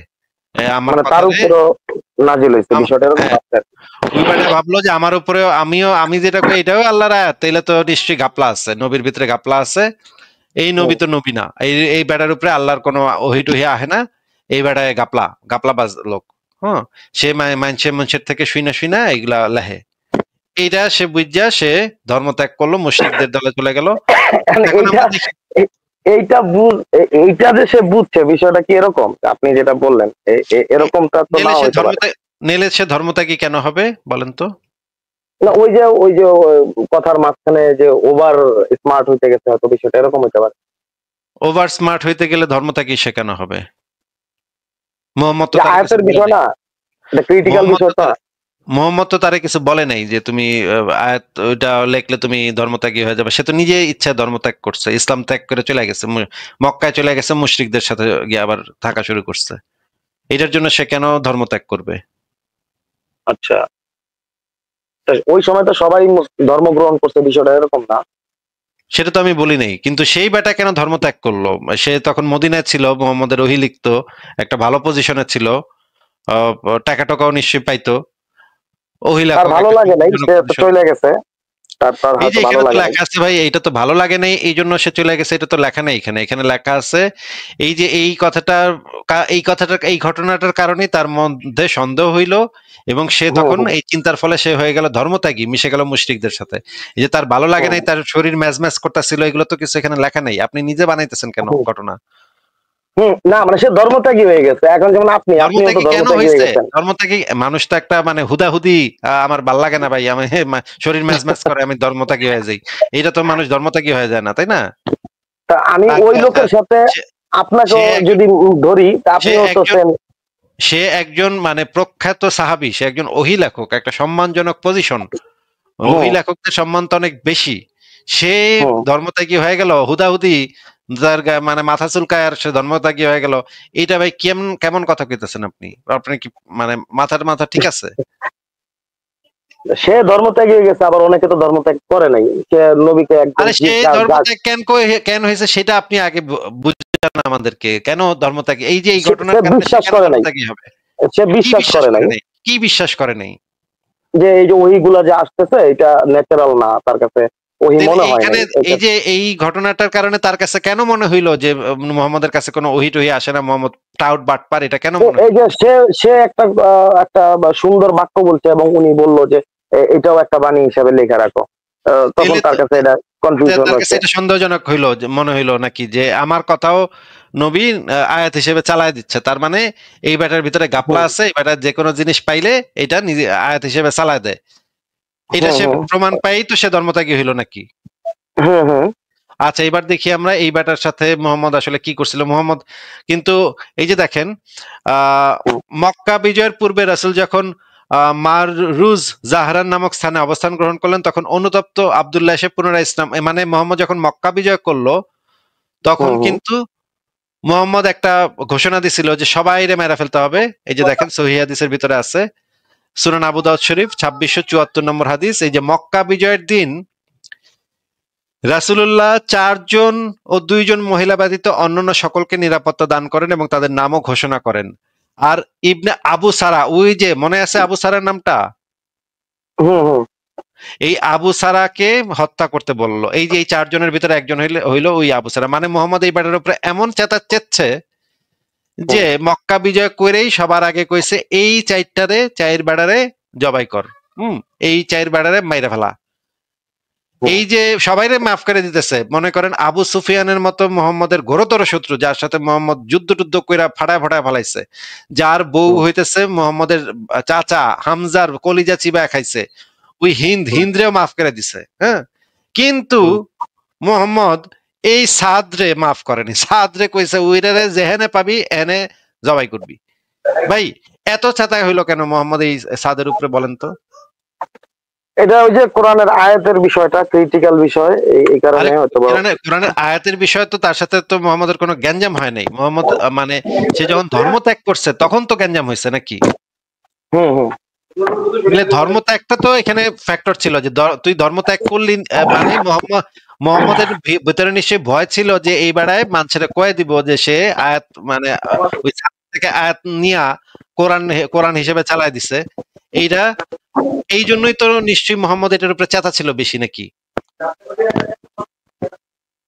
এখন হিসাব তো এরকমই আসে হাদিসের ব্যাখ্যা অনুযায়ী। নইলে তো এই ব্যাটার উপরে এত চেতার তো কোনো কারণ দেখি না, যেখানে মোহাম্মদ তার মানে চাচার কলিজা চিবায় খাইছে, যে আবু সুফিয়ানের বউ, ওরে পর্যন্ত হ্যাঁ মাফ, ওর জন্য ক্ষমা। যে চাচারে হুম হামজা ছিল মোহাম্মদের চাচা, এই হামজার হুম কলিজা চিবায় খাইছে, এই এর পর্যন্ত হুম মাফ করে দিছে। এ কত বড় হুম মানে ভয়ঙ্কর শত্রু মোহাম্মদের। হ্যাঁ, এত এখন বড় সে শত্রু। গিয়া কি আবার নতুন করে কোনো কিছু লেখা শুরু করছিল কিনা, বিষয়টা এরকম কিনা কে জানে। সে গিয়া কিছু লেখা শুরু করছিল কিনা সেটা তো এই হাদিসের ভিতরে নাই, কিন্তু এখানে মোহাম্মদের চেতা ছিল এটার উপরে, এইটা কিন্তু পরিষ্কার বোঝা যাইতেছে যে ভয়ঙ্কর চেতা ছিল নাকি। হুম আচ্ছা, পরে কি তারপরে হত্যা দেখি করছিল নাকি তাকে? পরে এই বেড়ায় আবার ছিল ওসমানের দুধ ভাই, এই বেড়া আবার ওসমানের গিয়া ধরছে, ওসমান আমারে বাঁচাও, এই মোহাম্মদ তো আমার মেরে নেব। তখন দেখেন ঘটনাটা কি করছে, আমরা একটু পড়ি। এরপর রাসূলুল্লাহ সাল্লাল্লাহু আলাইহি সাল্লাম বায়াত গ্রহণের জন্য সকলকে আহ্বান জানান। তখন ওসমান তাকে সঙ্গে নিয়ে আসেন এবং তাকে রাসূলুল্লাহ সাল্লাল্লাহু আলাইহি সাল্লাম সামনে দাঁড় করিয়ে দেন এবং বলেন, হে আল্লাহর নবী, আপনি আব্দুল্লাহকে বায়াত করান। হুম, তিনি মানে মুহাম্মদ তার মাথা উঠান এবং 3 বার তার দিকে তাকান এবং প্রত্যেকবারই বায়াত করাতে অস্বীকার করেন। এই কথাটা দেখা যাচ্ছে। হুম, হুম, মুহাম্মদ কিন্তু মক্কা বিজয়ের দিন যারাই তার কাছে বায়াত করতে আসছিল সবাইরে কিন্তু মাফ টাফ করে দিছে। যারাই মুহাম্মদের হাত ধরে মানে ক্ষমা চাইছে, মানে মাফ টাফ করে দেন, আমরা ইসলাম কবুল করতেছি, আমি বায়াত নিতেছি আপনার কাছে, সবাইরে মাফ টাফ করে দিছে। কিন্তু এইবারে 3 বার তার দিকে তাকাইও তারে বায়াত করাইতে অস্বীকার করতেছে। কোন তো ভাই এত চাতা কিসের ব্যাটার উপরে? কাফের তো আরো ছিল, তাই না? ও ধর্মত্যাগীও তো আরো কাফের টাফের ধর্মত্যাগী সবই তো ছিল এখানে। হুম, এর উপরে এত বিশেষ খেপা কেন সে মুহাম্মদ? এখন এইটা হেপা কেন সেটাই তো বিষয়। আচ্ছা, তারপর আমরা আরো পড়ি, এখানে দেখি 3য় বারের পর তিনি তাকে বায়াত করান। এই ওসমান এসে তারে দরাদরি করতেছে, মানে সুপারিশ করতেছে, এই জন্য সে বায়াত করাইলো শেষে। কিন্তু দেখেন এখানে লেখা, পরে তিনি তার সাহাবীদের বললেন, তোমাদের মাঝে এমন কোন চালাক লোক কি ছিল না যখন সে হুম, যখন সে আমাকে দেখলো যে আমি তাকে বায়াত করাচ্ছি না, তখন কেন হুম, সে তাকে হত্যা করলো না? মানে পরে হুম, গিয়ে মোহাম্মদ আবার সাহাবীদের কইতেছে যে আমি যখন চুপ করেছিলাম বায়াত করাইতেছিলাম না, তখন তোরা একজনে উইঠা গিয়া ওইটার মেরে লেলি না কেন? হুম, তোরা তো একজন মেরে হুম, ফেলাইতে পারতি। আমি তো হুম, করাইতেছিলাম, 3 বার না নিষেধ করছি, আমি 3 বার না করছি, 3 বার আমি মুখ ঘুরাই নিছি, এইটা দেখা হুম, তোরা মেরে ফেলাইলি না কেন? তখন তার সাহাবীরা বলল, ইয়া রাসূলুল্লাহ, হুম, আমরা তো আপনার অন্তরের কথা বুঝতে পারিনি, আপনি এ হুম, ব্যাপারে চোখ দিয়ে কেন আমাদেরকে ইশারা করলেন না? তিনি বললেন, হুম, কোন নবীর জন্য এ উচিত নয় যে সে চোরা দৃষ্টিতে তাকাবে। এই ইমাম হুম, আবু দাউদ বলল যে আব্দুল্লাহ ছিলেন ওসমানের দুধ ভাই। হুম, আচ্ছা, এই যে এইখানে এখন আমরা সেই আয়াতটা পড়ি, সেই আয়াতটা, যে আয়াতটা নিয়ে গ্যাঞ্জাম, যে আয়াতটা নিয়ে গন্ডগোল, দেখেন এই আয়াতটার অনুবাদ, আমরা বাংলা অনুবাদটা পড়ি। এই আয়াতটাতে বলা আছে, পরে আমি শুক্রবিন্দুকে পরিণত করি রক্তপিণ্ডে, অতঃপর রক্তপিণ্ডকে পরিণত করি মাংসপিণ্ডে এবং মাংসপিণ্ডকে পরিণত করি অস্থি পিঞ্জরে, অস্থি হুম, পঞ্জরকে ঢেকে দেই মাংস দ্বারা, অবশেষে ওকে গড়ে তুলি অন্য এক হুম, সৃষ্টি রূপে। এটা ছিল হুম, মোহাম্মদের আয়াত। হুম, এরপরে ওই আব্দুল্লাহ বলে উঠলো, অতএব নিপুণতম স্রষ্টা আল্লাহ কতই না কল্যাণময়। এই কথাটা ওই হুম, বাটায় কয়ে উঠছিল। তখন মোহাম্মদ হুম। বলল যে আচ্ছা, তুই এই কথাটাও আয়াতের ভিতরে ঢুকাই দে, লেখা ফেলা, এটাও লেখা ফেলা, মানে এটাও আয়াত অতিরিক্ত হিসেবে একটু আইছে। প্রশংসা অ্যাড করে দিছে আর কি। হ্যাঁ, অতিরিক্ত একটু প্রশংসা, এই যে এই বাক্যটা তো মোহাম্মদের কাছে ওহী হিসেবে আসার আগেই তো এটা হুম, আব্দুল্লাহ বেটা বইলা দিচ্ছে, তাই না? হুম। তার মানে এখন আব্দুল্লাহ বেটার ওই কথাটারই মোহাম্মদ আবার ওহী হিসেবে লিখতে কইছে নাকি? এখন মোহাম্মদ সাল্লাল্লাহু আলাইহি সাল্লাম যদি এখানে করে সায় দেয়, সেই ক্ষেত্রে ওইটাই গ্রহণযোগ্য। এটা কিভাবে গ্রহণযোগ্য? এটা তো তাহলে ওই বেটার কাছে আগে হয়ে এলো কেমনে? ওই না, একটা প্রশংসা অ্যাড করছে, তাই না? এখন এই লোক সেটাই, দ্বারা নতুন। প্রশংসাটা হ্যাঁ, বলেন। এই কথাটা তো আল্লাহর থেকে আগে আইছে এই আব্দুল্লাহর মুখ দিয়া নাকি? উম, ওইটা প্রকাশ করার পরে তারপরে উনি এটা অতিরিক্ত যোগ করে দিচ্ছে এখানে। অতএব নিপুণতম তার স্রষ্টা মানে আপনি আল্লাহ বলতে চাচ্ছেন, কতই না কল্যাণময়। এই আয়াতটুকু ওহীর অংশ না, এটা আপনি বলতে চাচ্ছেন? এখন আমাদের নবী যদি এটাকে অ্যাড করার স্বীকৃতি দেয় তাহলে তো এটা অ্যাড হয়ে আরে গেল, তো নবী এটাই সার্টিফাইড। নবী নবী করলে তো হইবই, নবী যা ইচ্ছা কইলেই তো আপনারা সেটা অন্ধভাবে বিশ্বাস করে নিবেন। কিন্তু যদি আমি তো সেটা বলতেছি না, আমি বলতেছি সেইটা যে এই লাস্ট লাইনটা যে ওই ব্যাটার মুখে থেকে বাইরিলো, তারপরে যে নবী কইলো যে তুমি এটাও আয়াত হিসেবে লিখা নাও, এইটা তো একটা হুম, সন্দেহজনক ব্যাপার তো নাকি? উম, এখন এটা আমরা যদি মাইনেই নিই যে নবী যেহেতু বলছে, সম্মতি দিছে, সেই ক্ষেত্রে ভাই ভাই মাইনে এটাই নিলে রাইট, তো মাইনে নিলে তো মাইনে কিছু নিলাম। বলার নেই। আপনি অন্তভাবে বিশ্বাস করলে তো বিশ্বাস করলেনই, সে এটার জন্য তার যুক্তি টুক্তি কিছু লাগে না, কিছু জানানো লাগে না, হুম, আপনি যে কোনো কিছু বিশ্বাস করতে পারেন। কিন্তু এই ব্যাটার মুখে হুম, থেকে যখন বাইরিলো মোহাম্মদ যে এই ব্যাটার উপরে এমন চেতা চেতলো, মেরে লেবো, আবার মানে হুম, ইশারায় করতেছিল যে সাহাবীরা যেন কেউ ইচ্ছা মাইরা ফেলায়, এত যে চেতা হুম, চেতছে নবী, এইটা তো একটা হুম, সন্দেহজনক ঘটনা নাকি? হুম। ভাই, নাকি বলেন? হ্যাঁ, প্রথম দিকে আচ্ছা, তো ভাই আপনার প্রতিও আমার ক্ষোভ ছিল। প্রথম যখন লাইভ শুনতাম মনে হইতো যে আপনারা খায় ফেলাই চাবায়া, বুঝছেন? এখন তো আপনার সাথে 7 বছর পরে কথা বলতেছি, আল্লাহ দিলে অনেকক্ষণ। আপনার প্রতি তো কোনো রাগ জন্ম নিতেছে না। ঠিক আছে, এটা দিয়ে আপনি কি বুঝাইলেন এটা বুঝি নাই, তারপরেও আপনাকে আমি আরেকটা হাদিস দেখাই। এটা হচ্ছে বুখারী শরীফের হাদিস নাম্বার হচ্ছে, হাদিস নাম্বারটা আমি আচ্ছা হাদিস নাম্বারটা হচ্ছে 6982 নম্বর হাদিস। আচ্ছা আমরা মানে ইয়া থেকেই পড়ি, এখান থেকেই পড়ি সরাসরি বই থেকে। এখানে দেখেন এখানে কি লেখা, ওয়ারাকা বিন নফেল কে ছিলেন এটা কি আপনি জানেন? না না ভাই, এটা সম্পর্কে আমার ধারণা নাই।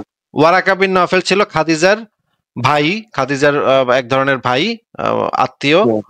সে ছিল সেই অঞ্চলের বাইবেলের উপরে পণ্ডিত ব্যক্তি, মানে বাইবেলে যে সমস্ত নবী রাসূলদের কথা বর্ণিত আছে সেগুলোর উপরে অত্যন্ত পণ্ডিত বিশেষজ্ঞ ব্যক্তি। তিনি আরবি ভাষায় বাইবেল অনুবাদ করা শুরু করছিলেন। এটা আপনি কখনো শোনেন নাই? ওয়ারাকা বিন নফেল নাম শুনেন নাই কখনো? না না, ওই যে আমাদের দেশে ওই যে আহলে হাদিস নামে যারা আছে, রাজ্জাক বিন ইউসুফ, ওনারা বুঝাইতে চায় যে শুধুমাত্র বুখারী শরীফ এবং মুসলিম, তিরমিজি এরকম মেইন ছাড়া বাকিগুলাতে ঝামেলা আছে, এই কারণে ওদিকে ফোকাস করতে নিষেধ করে। এখন আমরা তো আছি ঝামেলার মধ্যে, কোন দিকে যাবো? ঠিক আছে, তাহলে আমরা এই হাদিসটা আরেকটা গ্রন্থ থেকে পড়ি। আপনি একটু এখানে দেখেন, এখানে যে জিনিসটা লেখা আছে যে সেই ঘটনাটা যে মুহাম্মদের কাছে প্রথম ওহী নাজিল হইলো যে ঘটনাটা, এখানে দেখেন লেখা আছে যে খাদিজা, এরপর খাদিজা তাকে নিয়ে চললেন, তারপর তাকে নিয়ে ওয়ারাকা ইবনে নফেল ইবনে আসাদ ইবনে আব্দুল উজ্জা ইবনে কুসাইয়ের কাছে এলেন। দেখা যাচ্ছে ভাই? হ্যাঁ হ্যাঁ হ্যাঁ। আর তিনি খাদিজার চাচার পুত্র এবং পিতার পক্ষ থেকে চাচাও ছিলেন, তিনি জাহিলি যুগে খ্রিস্ট ধর্ম গ্রহণ করেছিলেন। তিনি আরবি কিতাব লিখতেন, তাই সে ইনজিল আরবিতে ভাষান্তর করেছেন। যতখানি লেখা আল্লাহর মঞ্জুর ছিল। তিনি ছিলেন অতি বৃদ্ধ দৃষ্টিশক্তিহীন ব্যক্তি। খাদিজা তাকে বললেন, হে আমার চাচাতো ভাই, তোমার ভাতিজার কথা শুনুন। তখন ওয়ারাকা বললেন, হে ভাতিজা, তুমি কি দেখছো? এই ব্যাটাই বলছিল মোহাম্মদ রে যে তোমার কাছে মানে জিব্রাইল আইছে, তোমার কাছে আল্লাহর দূত আইছে। হ্যাঁ, এখন দেখেন এই অংশটুকুতে কি লেখা আছে একটু পড়েন তো ভাই, জোরে জোরে আমরা শুনি আপনার কাছ থেকে। আসেনি যার সাথে শত্রুতা করা হয়নি, যদি তোমার জীবনকালে আমাকে পায় তাহলে আমি পরিপূর্ণ রূপে তোমাকে সাহায্য করব। এরপর কিছুদিনের মধ্যেই ওরাকার মৃত্যু হয়। আর কিছুদিনের জন্য ওহিও বন্ধ থাকে। আচ্ছা আচ্ছা, একটু আস্তে আস্তে, মানে ওয়ারাকা মরে গেল আর ওহি বন্ধ হয়ে গেল নাকি? কিছুদিনের জন্য ওহি বন্ধ ছিল, বন্ধ থাকে। কিন্তু ওয়ারাকার মৃত্যুর সাথে সাথে ওহি বন্ধ হয়ে গেল নাকি? এটাই তো এখানে বলা। আচ্ছা পড়েন, এরপরে কি লেখা? বন্ধ থাকে। আচ্ছা, এমনকি রাসূল সাল্লাল্লাহু আলাইহি সাল্লাম এই অবস্থার প্রেক্ষিতে অত্যন্ত চিন্তিত হয়ে পড়লেন। এমনকি আমরা এ সম্পর্কে তার থেকে জানতে পেরেছি তিনি পাহাড়ের চূড়া থেকে নিচে পড়ে, আমি একটু জুম করে নিই, আমার পড়তে সমস্যা হচ্ছে। আচ্ছা, চূড়া থেকে নিচে পড়ে যাওয়ার উদ্দেশ্যে একাধিকবার দ্রুত সেখানে চলে গেছেন। যখন নিজে থেকে কি ঘটনাটা কি, পাহাড়ের উপর থেকে নিচে পড়ে যাওয়ার জন্য, মানে সুইসাইড করবো নাকি? এটা কি আমাদের নবীর কথাই তো বলা হইতেছে, তাহলে উনি কি সুইসাইড করতে গেছিল নাকি? মানে ওয়ারাকা মরে গেছে ভাই এইগুলা কিন্তু ভাই অ্যাকসেপ্টই করবো না, এই যে এই বইগুলো অ্যাকসেপ্টই করবো না আমাদের এখানের যারা এই যে আহলে হাদিস বা সালাফি আছে, এগুলো অ্যাকসেপ্টই করবো না। কোন মুমিন মুসলমান অ্যাকসেপ্ট করবো না এই কথা যদি বলে, তাহলে তো সৌদি আরবে যদি হইতো তাহলে ব্যাটার কল্লা ফালাই দিত। এই বুখারী। আচ্ছা ভাই, এগুলার জন্য ভাই আমরা কিন্তু কিয়ামতের মাঠে এই যে আমাদের সমাজের আলেমদেরকে ধরবো যে আল্লাহ এই যে এই আসিফ মহিউদ্দিন যে এগুলাই করছে, এগুলার কেন ওনারা এগুলার ব্যাখ্যা সঠিকভাবে দেয় নাই, কেন ওনার সাথে বসে নাই? কি হলো পড়েন না, কি হলো ভাই? আর কি পড়াইবেন ভাই, আমি তো আচ্ছা কোন পর্যন্ত ছিলাম? আচ্ছা, পাহাড়ের চূড়ায় পৌঁছলেন, তখন ওই জিবরাইল আলাইহিস সালাম তার সামনে আত্মপ্রকাশ করে বলতেন, হে মুহাম্মদ, নিঃসন্দেহে আপনি তো আল্লাহর রাসূল। এতে তার অস্থিরতা প্রশমিত হতো এবং নিজে মনে শান্তি বোধ করতেন। তাই সেখান থেকে ফিরে আসতেন। ওহী বন্ধ অবস্থা যখন তার উপর জিবরাইল আলাইহিস সালাম সামনে আত্মপ্রকাশ করে পূর্বের মতো দীর্ঘায়িত হলেই সে ওখানে চলে যেত নাকি? হুম মানে ওই কিছুদিন না আইলেই আমাদের এখানে গিয়া পাহাড়ে উঠা নিজেরে ঝাঁপায় পড়ার চেষ্টা করতো। পরে গিয়া জিব্রাইল এসে তারে আবার সান্ত্বনা দিত, না নবী পড়িস না, যা যা বাসায় যা, এটা বইলা টইলা হুম। আবার মানে ফেরত পাঠাইতে হইতো। তখন মোহাম্মদ সুইসাইড করতে যাইতো প্রত্যেকবার। সুইসাইড করার মাঝখান দিয়া জিব্রাইল এসে তারে আবার টাইম না আচ্ছা, এই গ্রন্থগুলাকে আমাদের আলেমরা অ্যাকসেপ্ট করে, মানে আমাদের সমাজে যে অবশ্যই এটা অ্যাকসেপ্ট করতে হবে ভাই। এটা পৃথিবীর কারোর বাপের সাধ্য নাই এই মানে বুখারী শরীফের হাদিস এটা অস্বীকার করবে। কোন সুন্নি মুসলমানের বাপের সাধ্য নাই এই। এটা কি বুখারী শরীফ? এটা বুখারী শরীফের হাদিস, হ্যাঁ। আচ্ছা, বুখারী তাহলে তো শরীফের অ্যাকসেপ্ট করতেই হবে। বুখারী শরীফের এখন 6000 তাওহীদ পাবলিকেশনস 6982 নম্বর হাদিস। আপনি বাইর করে নিজে চেক করে দেখতে পারেন। এটা না ভাই, আপনার এই জিনিসগুলো আপনি যে সংগ্রহ করেন, এগুলো একদম শতভাগ নিশ্চিত, এটা আমি জানি। বললাম না, অনেক ভিডিও দেখছি। এখন আচ্ছা, এখন সাথের একটা লোক মারা গেছে যে এতদিন সাথে ছিল, এখন সেই জন্য হয়তো একটু হইতেই পারে, আবেগ না ওই সাথে জন মারা যাওয়ার কারণে ওই বন্ধ হইব কেন? এটা তো বুঝলাম না। ওই বেটা এত মানে বাইবেলের উপর এত বড় পণ্ডিত, নবী রাসূলদের কথা নিশ্চয়ই সে সব জানে। ওই বেটা মরে যাওয়ার সাথে সাথে নবী এত আপসেট হয়ে গেল, মানে এত ওহিও বন্ধ হইলো, সেও আপসেট, সুপার আপসেট, গিয়া পাহাড়ের উপরে গিয়া জাপ দিতে যাইতেছে। আর আমি বুঝতে পারছি আপনি কি মিন করতেছেন। আপনি বুঝাইতে চাইতেছেন যে উনার সাহায্যেই তো নবী চলতো, এখন উনার একটা ডান হাত বা উনার একটা খুব সুপার পাওয়ার লোক চলে গেছে, উনি তো বেকায়দায় পড়ে গেছে। ওই যে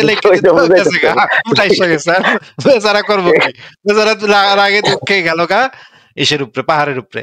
এখন মজার কথা হইলো আপনি যদি কোরআনটা ভালোভাবে পড়েন, মক্কি সূরা এবং মাদানী সূরা যদি আলাদা করে পড়েন, আপনি মক্কি সূরার ভিতরে দেখবেন ভালো ভালো কথা লেখা আছে, অনেক ভালো ভালো কথা। দরিদ্রকে সাহায্য করো, এটাকে করো, সেটা করো, মানে মোটামুটি কনসিডার করা যায়। ওই কথাগুলা এত খারাপ না, হ্যাঁ, এত নোংরা কথাবার্তা না।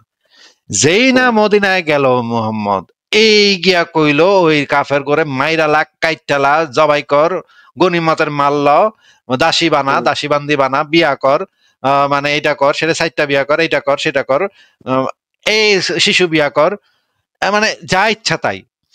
মানে আপনি বুঝাতে চাইতেছেন যে একটা থ্রেডের উপরে আর কি সবাই আবার লাইনে নিয়ে আসছে, বিষয়টা এরকম? না আমি বলতে চাচ্ছি যে মক্কায় থাকা অবস্থায় আল্লাহর ক্যারেক্টার ছিল একরকম, ভালো ছিল আল্লাহ। মদিনায় গিয়া হয়ে গেল বদমাইশ, সে হয়ে গেল আক্রমণাত্মক, খালি কোপাকুপি, হ্যাঁ, মারামারি, কোপাকুপি, জিহাদ, কিতাল, মাইরালা কাইটালা। ভাই আল্লাহ পাকের ক্যারেক্টার মানে স্থানের উপরে ভিত্তি করে আল্লাহ পাকের ক্যারেক্টার পাল্টায় যায় কেমনে, এটা তো বুঝলাম না। আপনি কি বলতে পারবেন যে এক জায়গা থেকে আরেক জায়গায় গেলে আল্লাহ পাকের ক্যারেক্টার কেন চেঞ্জ হয়ে যাবে? এই জন্যই তো আমরা তো মৃত্যুর পর তো আমরা ধর্ম যে এই বিষয়গুলো কেন আপনার সাথে ঠান্ডা মাথায় ক্লিয়ার করে নাই। আপনি মাক্কি সূরাগুলো পড়েন, ভালোভাবে মাক্কি সূরাগুলো পড়েন, দেখবেন এখানে ভালো ভালো কথা আছে যে যার যার দিন তার, তোমরা ধর্ম নিয়ে বাড়াবাড়ি করো না, তোমাদের ধর্ম তোমাদের, আমাদের ধর্ম আমাদের, এরকম ভালো ভালো কথা বলা। হ্যাঁ, মানে গ্যাঞ্জাম নাই, গ্যাঞ্জামের ভিতরে নাই। মোহাম্মদ গঞ্জাম করতেছে না, ও সাইড দিয়ে চলে যেতেছে, আবার কইতেছে তোমাদের জন্য তো আমি শুধুমাত্র মানে সতর্ককারী, আমি তো তোমাদেরকে পাল্টাইতে পারবো না, আমি খালি তোমাদেরকে বাণী প্রচার করতে পারবো। এই কথা মক্কায় গিয়া কইলো। আবার মদিনায় গিয়া কইলো তুই ইসলাম কবুল করবি না, তোর বাপে করবো, তো তুই করবি না মানে তোর করতে হইব, নাইলে তোর মেরালাম। এই রকম আয়াত নাজিল করা শুরু করলো। একই মানুষ চেঞ্জ হয়ে যায় কেমন? আমরা তো এটাও জানি যে কারোর উপরে বল প্রয়োগ করে ধর্ম গ্রহণ করানো যাবে না। না যাবে তো, এটা ইসলামে আছে। এটা মদিনায় থাকা অবস্থায় মুহাম্মদ বল প্রয়োগের মাধ্যমে মানুষটা ধর্ম গ্রহণ করতে বাধ্য করছে, এবং হাদিসে এটা বলে দিছে যে বল প্রয়োগের মাধ্যমে মানুষের ধর্ম গ্রহণ করাইতে হবে। আপনাকে আমি দেখাচ্ছি, আপনি দেখেন। এই হাদিসটা এখান থেকেই বোঝা যায়। এটা পড়েন ভাই, এটা পড়েন, হাদিসটা পড়েন। দাঁড়ান 1 মিনিট। এটা হচ্ছে তিরমিজি শরীফ। হ্যাঁ, আচ্ছা, ওকে।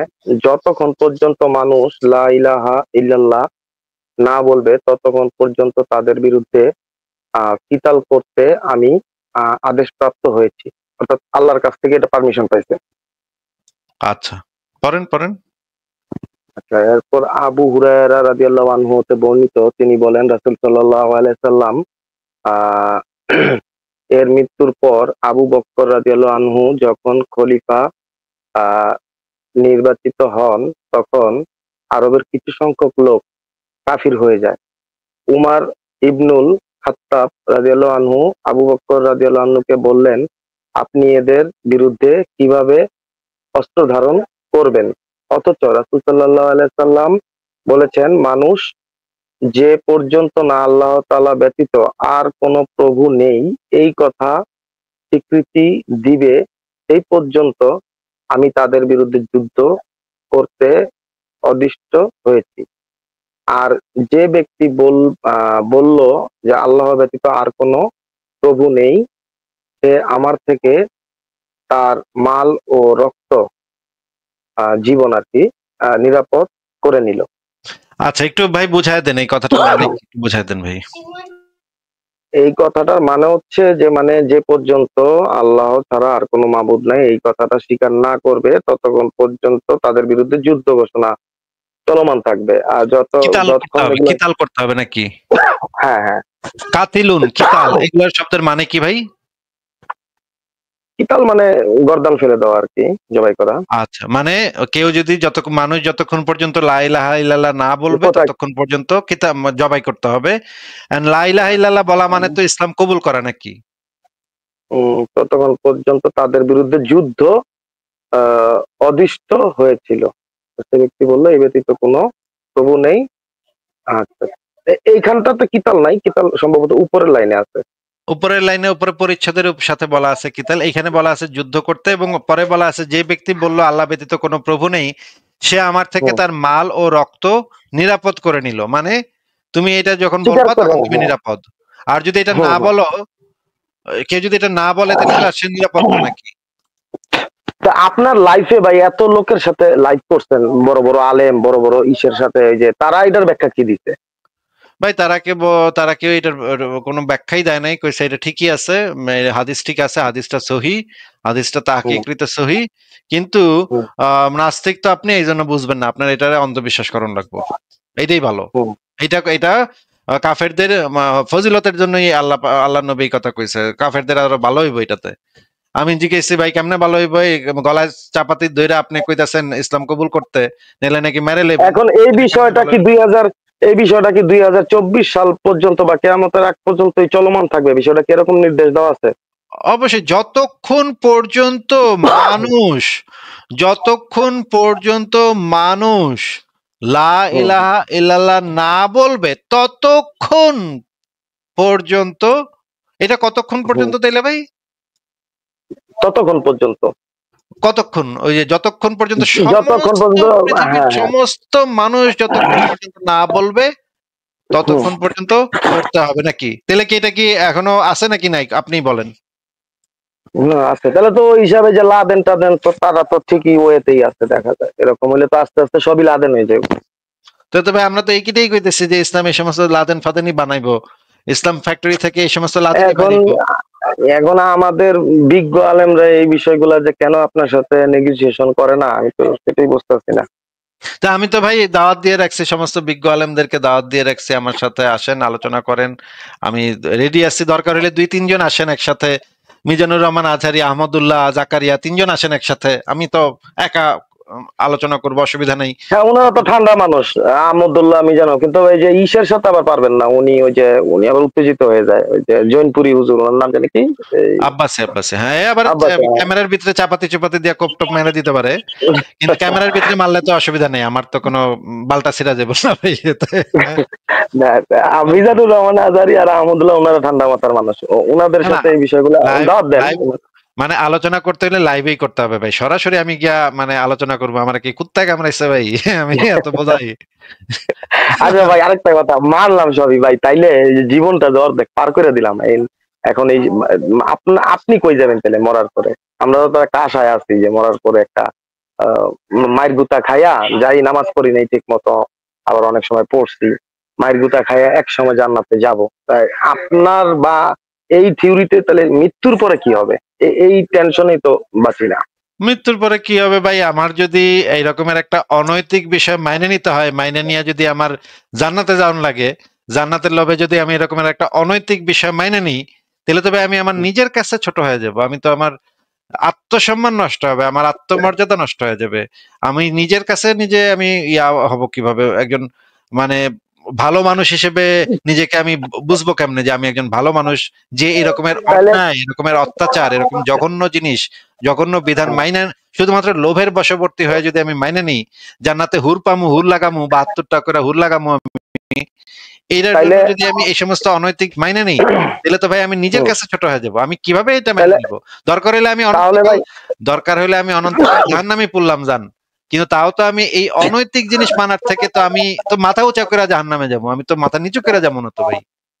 তাহলে ভাই আমি তো দেখি যে ওই হিসাবে আপনার থেকে এবং আমাদের বিজ্ঞ আলেম থেকে আমরা ভালো পজিশনে আছি।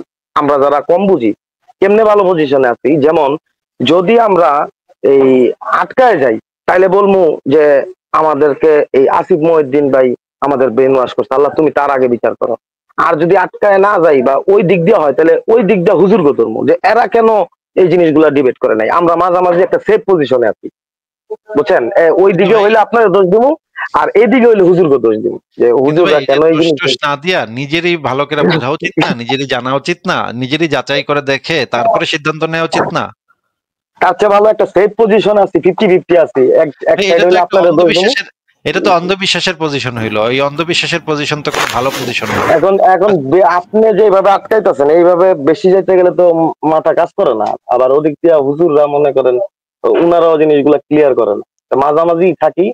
একদিকে আপনারা দোষ দিব যদি বিপদে পড়ি, আর ওদিক দিয়ে যদি উনারা কেন ঠেকাইলো না উনাগো দোষ দিব ওই দিক দিয়ে, বুঝছেন? ভালো বুদ্ধি, ব্রেনটা নিয়ে মিউজিয়ামে সাজার এখান কি দরকার ইউজ করার? হ্যাঁ, নিজের বিবেক বুদ্ধি ব্যবহারের দরকার নেই। না না, আমরা ভাই মাঝামাঝি আছি। যদি বিপদগ্রস্ত হই তাহলে আপনারা ঠেকা দিব, আর ওদিক দিয়া হ্যাগো ঠেকামু যে কেন ওই জিনিসগুলো ক্লিয়ার করলো না। এই মোল্লাগো আল্লাহ যে আপনার এত সুন্দর একটা মগজ দিল, যেটা আবার চলে, যেটা দিয়ে আপনি বাজার সদেয় করতে পারেন, এটারে তো ব্যবহার করেন যাইব না নাকি? এটারে ব্যবহার করলে তো অসুবিধা নাকি? এইটাতে যে ব্যবহার করবো, যারা এই জিনিসগুলা ক্লিয়ার করবো তারাও তো এখন পর্যন্ত মানে ক্লিয়ার করতেছে না, আপনার সামনে আসতেছে না, এই বিষয়গুলো ক্লিয়ার করতেছে না। আমাদেরকে একটা ক্লিয়ার করতে হবে কেন? আপনি আপনার মগজ ব্যবহার করে সেই জিনিসটা ভালো নাকি মন্দ এই ডিসিশনে যাওয়া আপনার পক্ষে সম্ভব না নাকি? এই মগজ গুলোই তো, যে আপনার ভিডিও গুলো শুনতে গিয়ে এই মগজে ঝামেলা হয়ে যায়, মানে আউট অফ কন্ট্রোলে চলে যায়। আরে ভাই থাক ব্যথা হয়ে যাবেন ভাই, মগজটা শুধু খুব ব্যথা হয়ে যাবে ভাই, থাক দরকার নেই। করে ক্যান্সার না হয়ে যায় এত চিন্তা করতে যায়, কোনো দরকার নেই ভাই, রেখে দেন। জীবনটা তো অর্ধেক পার করেই দিলাম, আর অল্প কিছু আছে। মগজটা যেন সারা জীবন ভার্জিন থাকে ভাই, রেখে দেন। ভার্জিনিটি নষ্ট হইলে আবার বাজারে দাম কমে যাবে। আসিফ ভাই আপনারও কিন্তু ধর্ম, বুঝছেন, চালাশের ময়দানে। আচ্ছা ঠিক আছে, ঠিক আছে। ফরহাদ সওদাগর ভাই, আপনাকে তাহলে আজকে বিদায় জানাই আমরা, ভালো থাকেন। ওকে ভাই, কথা বলে ভালো লাগলো। আশা করি মগজের ভার্জিনিটি রক্ষা করবেন। ভাইয়ের আরো আগে আসা উচিত ছিল।